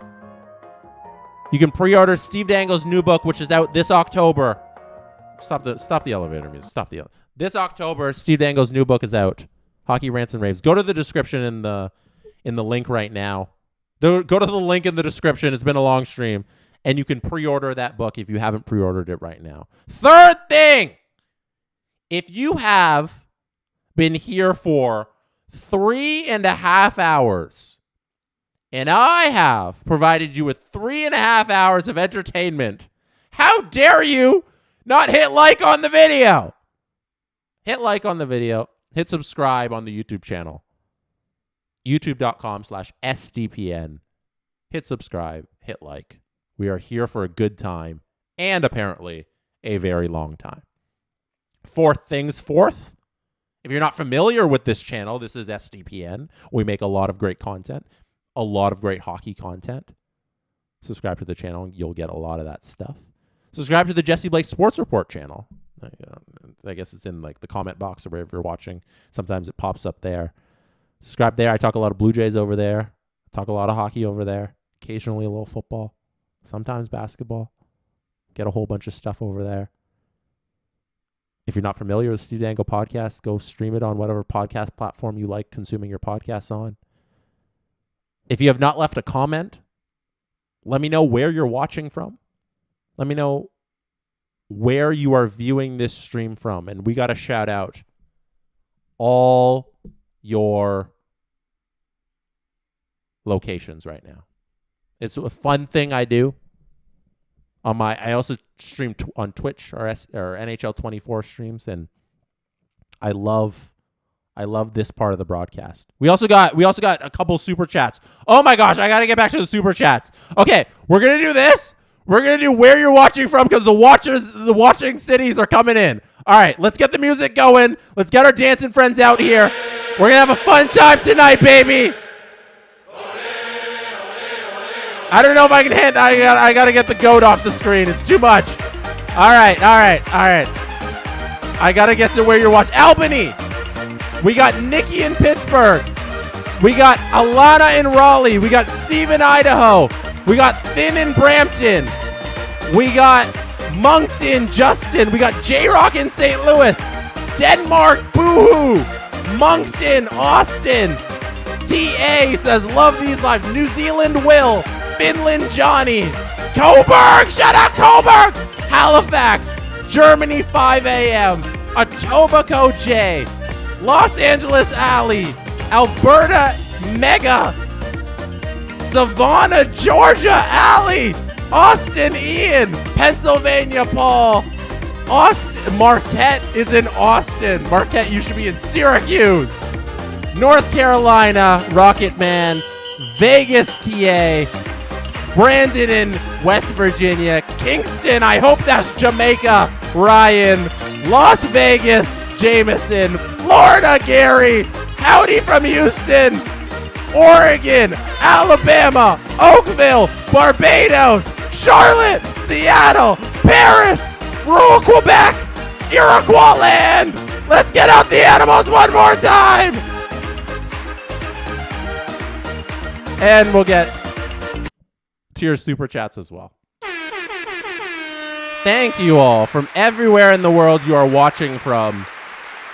I so appreciate it. Woo! That is everywhere in the universe. All right, so we had a couple super chats while I was doing all that. I'm not going to have a voice tomorrow. Got to record a podcast. All right. New York entertainment enthusiast says, I'm going to have a heart attack. Shout you out. Don't have a heart attack. Don't have a heart attack. Thank you for the $2. Appreciate it. We are a small business. We appreciate every dollar that comes in. Then we have a super chat from, I can't see. Justin, can you send me this previous super chats? Because we had too many messages and I can't see them anymore. So if you could send me those super chats whenever you get a second, I would greatly appreciate that. We got one question here from DuckFan11. DuckFan11 says, Jesse, when was the last time you went to Wonderland? That's a very good question because I've given up on Wonderland.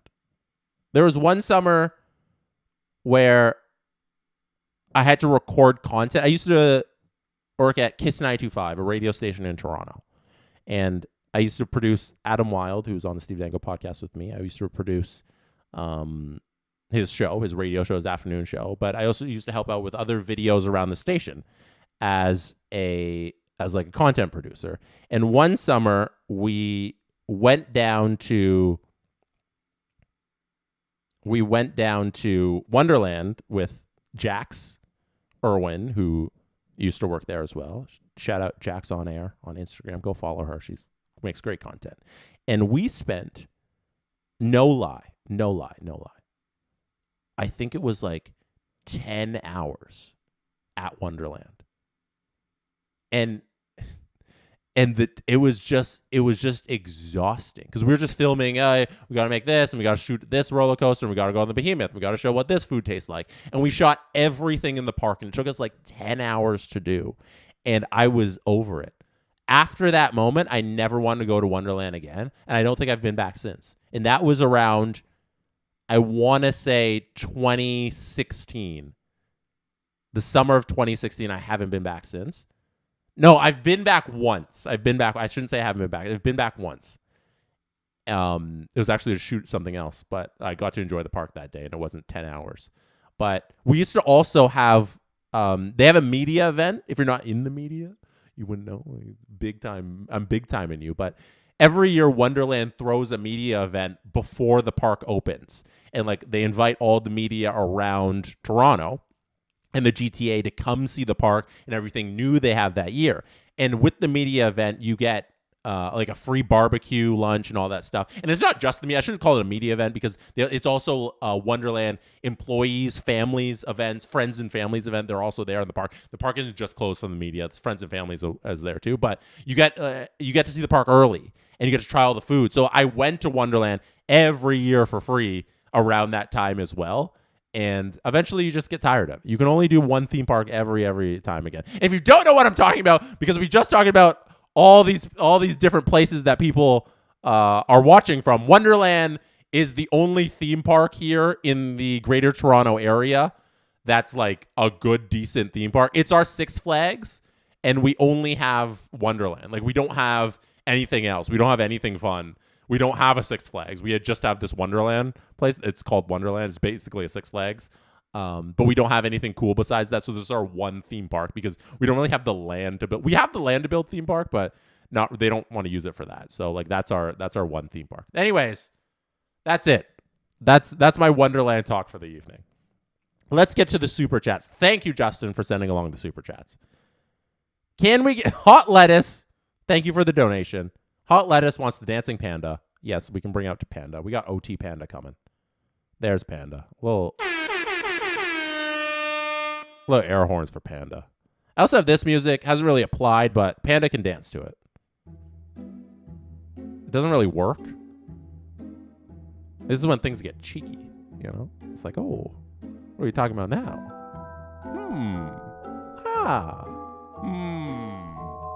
What's going on there? So that is your Panda.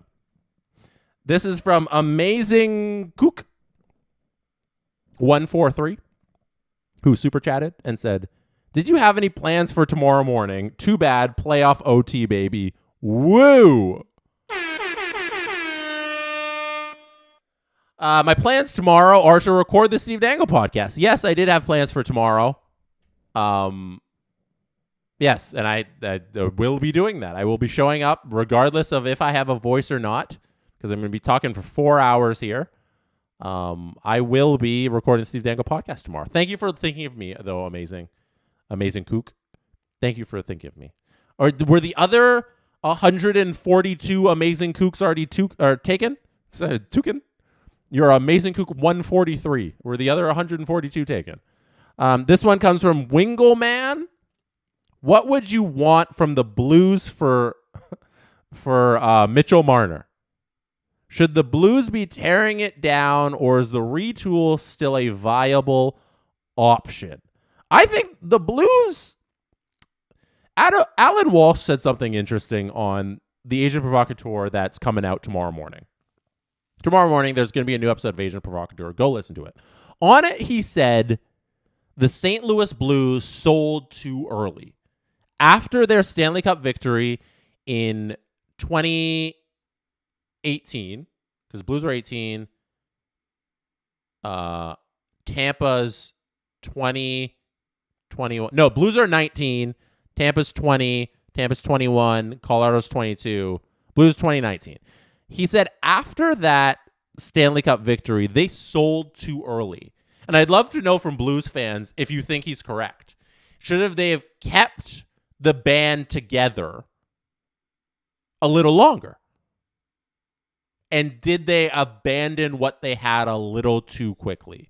Like, obviously, the salary cap is in play there, and it's tough to keep everybody together. But Doug Armstrong made moves not too long ago to sell off a piece like Pietrangelo. And, like, do you keep that? Because, like, do you find any way to keep that? Is that even an option? I don't know. I'd love to hear from Blues fans what they think about that comment from Alan, because I thought it was very interesting, and I don't think he's too far off of it. Because you look at the young players that have been injected into that Blues lineup, like Jordan Kyrou, like, unbelievable player. And if you hold together what you have and you have an injection of new talent and you keep all the old guys together, would they be in a better position now than if they sold off the pieces that they had? And like Ville Husso, you couldn't keep because you couldn't afford that, right? Like there's certain guys where you just wouldn't be able to keep it because we live in a salary cap world, and Ville Husso is one of them. So you couldn't just run the Binnington tandem 1-2. But like based on how Ville Husso played in Detroit this year, you're probably fine. You know, so I wonder from Blues fans what you think about that. This is from Crash Test Fetus. What a name. How long does an SDPN episode take with prep, etc.? That's a great question.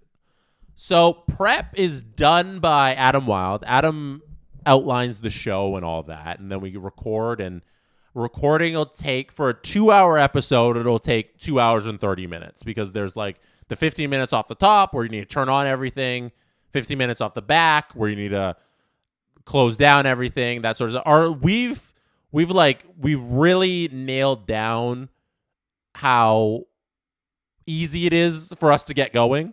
Like, because we have our own studio now, we used to be if you follow the Steve Dangle podcast for the 11 years that we've been on the air, we've had like 6 different studios. And usually in cases where we were recording, it required a full setup. We had to set up the lights. We had to get the mixer ready. We had to move all the mics and the chairs and all that stuff. And now that we have our own studio, it's our studio. We're the ones in there every day. You go in there, you turn on the lights, you turn on the cameras, you're ready to go. Everything stationary and boom. So that's been so easy and so helpful with the production side of it, because then when you're done, you just gather the files. They requiring some editing. They require some putting together. Export's always difficult. You can only make a computer so fast. We have some of the fastest Macs. We edit on Macs in Premiere Pro. We have the fastest Mac that you can get, a Mac Studio that's like juice to the gills. A 2-hour podcast that's 4K still requires some time to export. And like I've gotten the export down, like in terms of the whole streamlined thing. Like when I hit export on the file, it's only going to be like for a full 2-hour episode, it'll probably be a 30-minute export. For like a 90-minute episode, it can be as short as like 20 minutes, which is great stuff, depending on like how many ads we have in there, how many graphics need to go over that. Might take a little longer or shorter. But yeah, usually if we're done recording, we usually have our episodes up by 5 p.m. Eastern.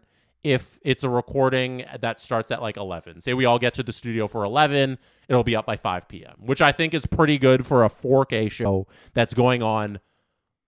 There's 4 different versions of the show, because you count all the ad-free versions and the videos and the audios.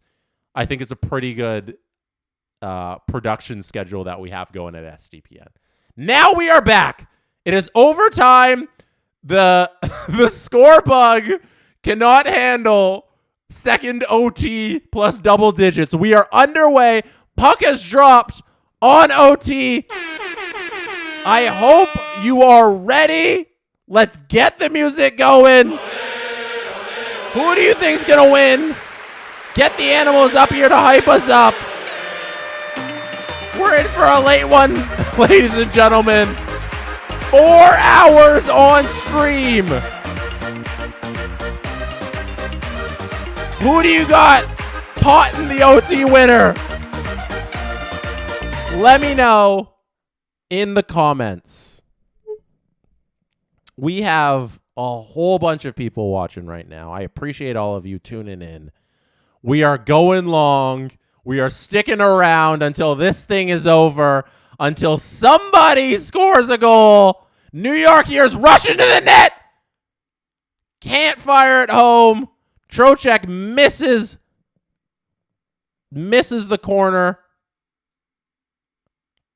Can't end it. Artemi Panarin is stopped. And the puck comes out to center. Lafreniere circling back. Passes it over to Keandre Miller. The score bug did not anticipate second OT. It cannot handle it. It's trying its best. Here we go. Marty Necas shot on goal. Igor makes the save. Necas is now working. Passes over to Chatfield. Chatfield can't hit anybody down below. Rangers pick it up. Send it out to center ice. And now Carolina has it and they're regrouping. Chatfield has the puck by his own net. Over to Orlov. Over to Stahl. Stahl's trying to get behind the net. Does. Is in the Gretzky zone. Fights out front. Jordan Stahl off the pad of Igor Shesterkin. And we have 50 saves on the night for Igor Shesterkin. It's actually 51 now. 54 shots on goal for the Carolina Hurricanes. Wow. 50 saves now for Igor Shesterkin. And this last one, game saving. Off the toe. Off the end of the stick. Stops Jordan Stahl. 3-3 it remains. 17:39 to go.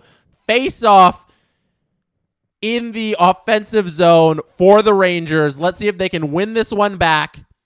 Get a little pressure. Make Freddie Anderson sweat a little bit. They do not win it. Brent Burns takes it back. But Rangers are able to keep it in the zone. Hurricanes get the puck and they get out. And they ice it. Let me get to this super chat quickly. Trevor Moore. Trevor Moore super chats. I appreciate you, Trevor Moore. Yes, my name is Trevor Moore. I have PTSD from it. I wish I was making 4 times 20 mil, so you're not that Trevor Moore. I have played hockey since I was 4. I think Utah should be named the Zebras. Shout out Trevor Moore. That sucks that your name is Trevor Moore and you are not that Trevor Moore. Thank you for the super chat. I greatly appreciate it. Austin says, fix the clock. I can't. You're going to have to deal with it. It says 17:22. It's as best as it's going to get. New York's working with the puck behind the net. Trocheck can't get it. Carolina stops it, sends it in deep, and they are going for some fresh bodies. Here we go.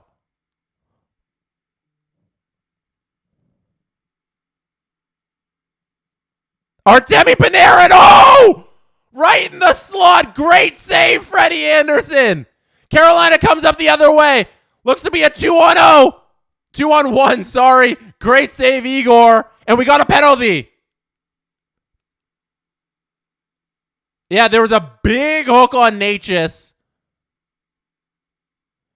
New York was very concerned about this 2-on-1. Who was coming back and he hooked Natchez? I didn't catch the Rangers player who had the hook. Was it Panarin? No. Trocheck? Who was desperate? Oh, there it is. Panarin, yeah. So Natchez beats Panarin up the ice. Panarin, oh, that's a bad... not a great hooking penalty on Panarin there. Now we have an OT power play for the Carolina Hurricanes here. Can they get it done? Can they put us to bed? Here we go. Seth Jarvis in the draw. Huge face-off coming up here. New York wins it back. Can Carolina keep it in the zone? They do. Over to Brent Burns at the point. Brent Burns by the Tylenol ad. Waits for it. Sends it back around. Seth Jarvis down low. Back up to Brent Burns. Over to Gensel. Lindgren hits him from behind. No penalty. There's a shot on goal blocked. Lindgren with a crush against the boards. Huge block there by the Rangers, though. There's Seth Jarvis battling for the puck down low. Aho comes out of the pile with the puck, sends it to Burns at the point. Burns back down to Aho.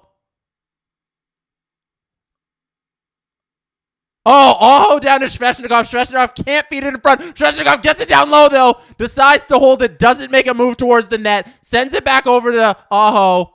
Aho back to Svechnikov. They're just playing tic-tac-toe. Brent Burns from the point. It's blocked. Aho again. Igor with the save.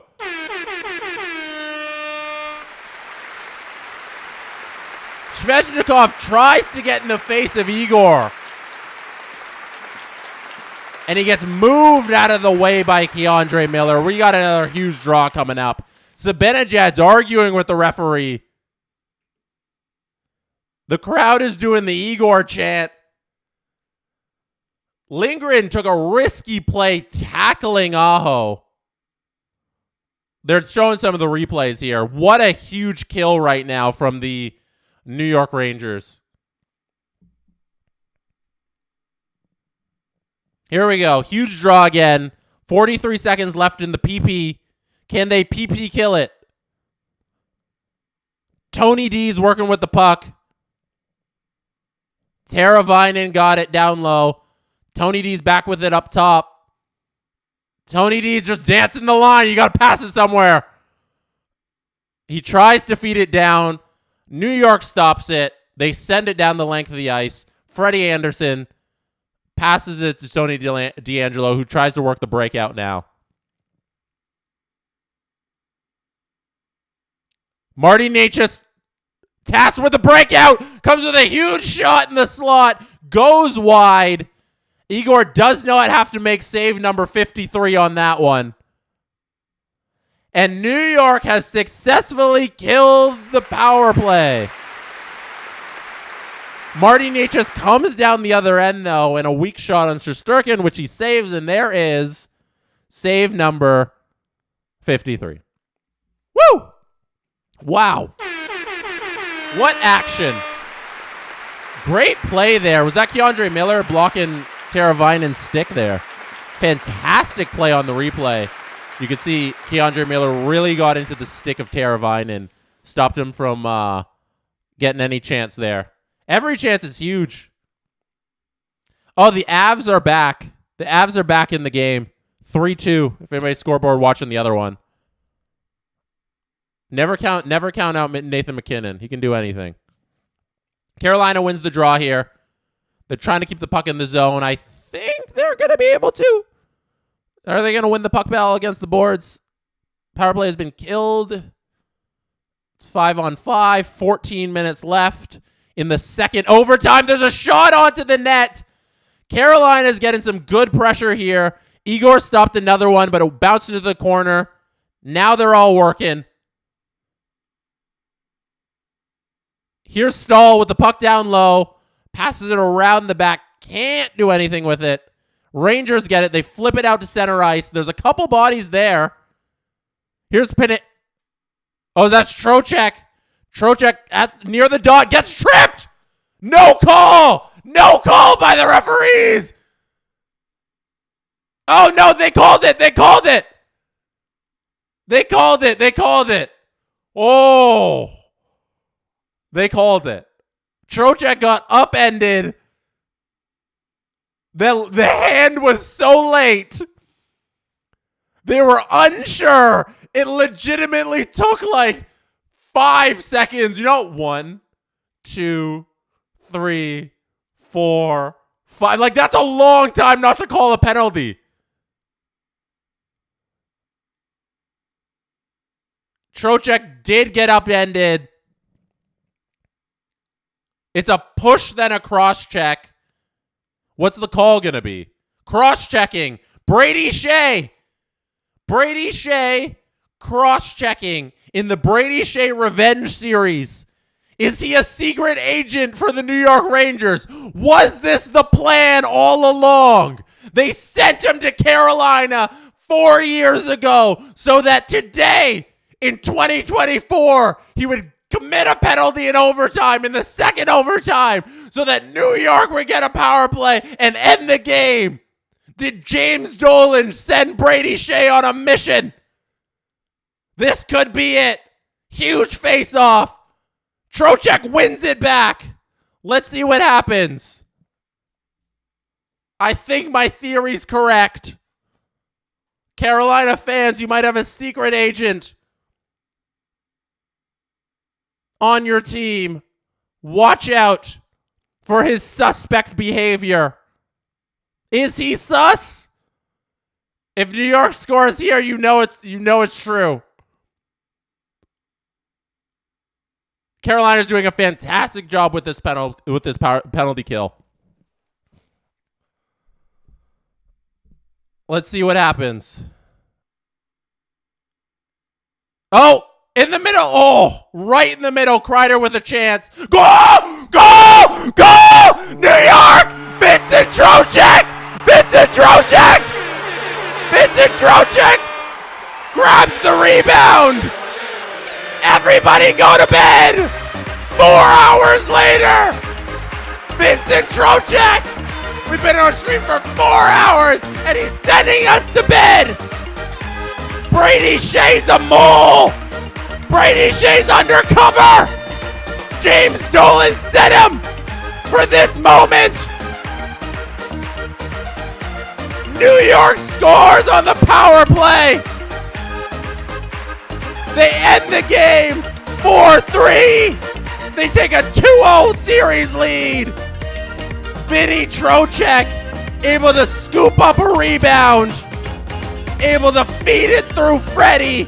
It was a scramble in front. It's a beautiful, beautiful playoff goal.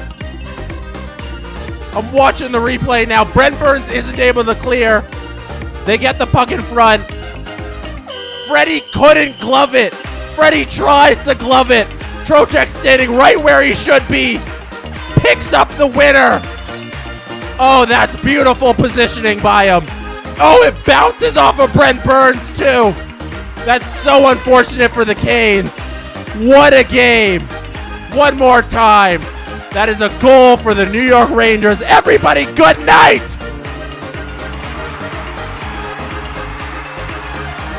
Bring out the animals. One last time. Get the confetti. Woo!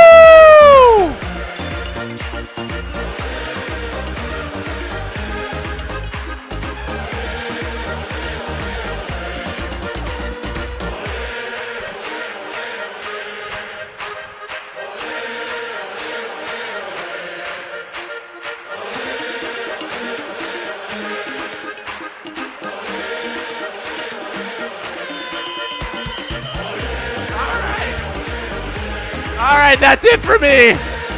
It's been quite a night. Thank you, everybody, for hanging out. Thank you. Thank you for hanging out. Oh, my gosh. 4 hours on stream's too much. Woo! I hope you had a good time, everybody. Thank you for being here. You could have been anywhere in the world, but you'll be watching this right now, and I appreciate you for that. I will be back for game number 3 of this series, I swear. If it goes to overtime again, I'm going to be so tired. I'm going to be so mad at these teams. But that's it. We got a double OT game. Good night, everybody. Everybody say good night to your fellow chatters. Everybody say good night to your chatters in the stream. Crab people, that's what I call you. Crab. The crab emoji is our hype emoji. Finally, Vinny Trocheck sends us to bed. I hope I see you here again on Thursday for a good time. Hopefully not a long time. Hit like, hit subscribe on the channel. I think that's it.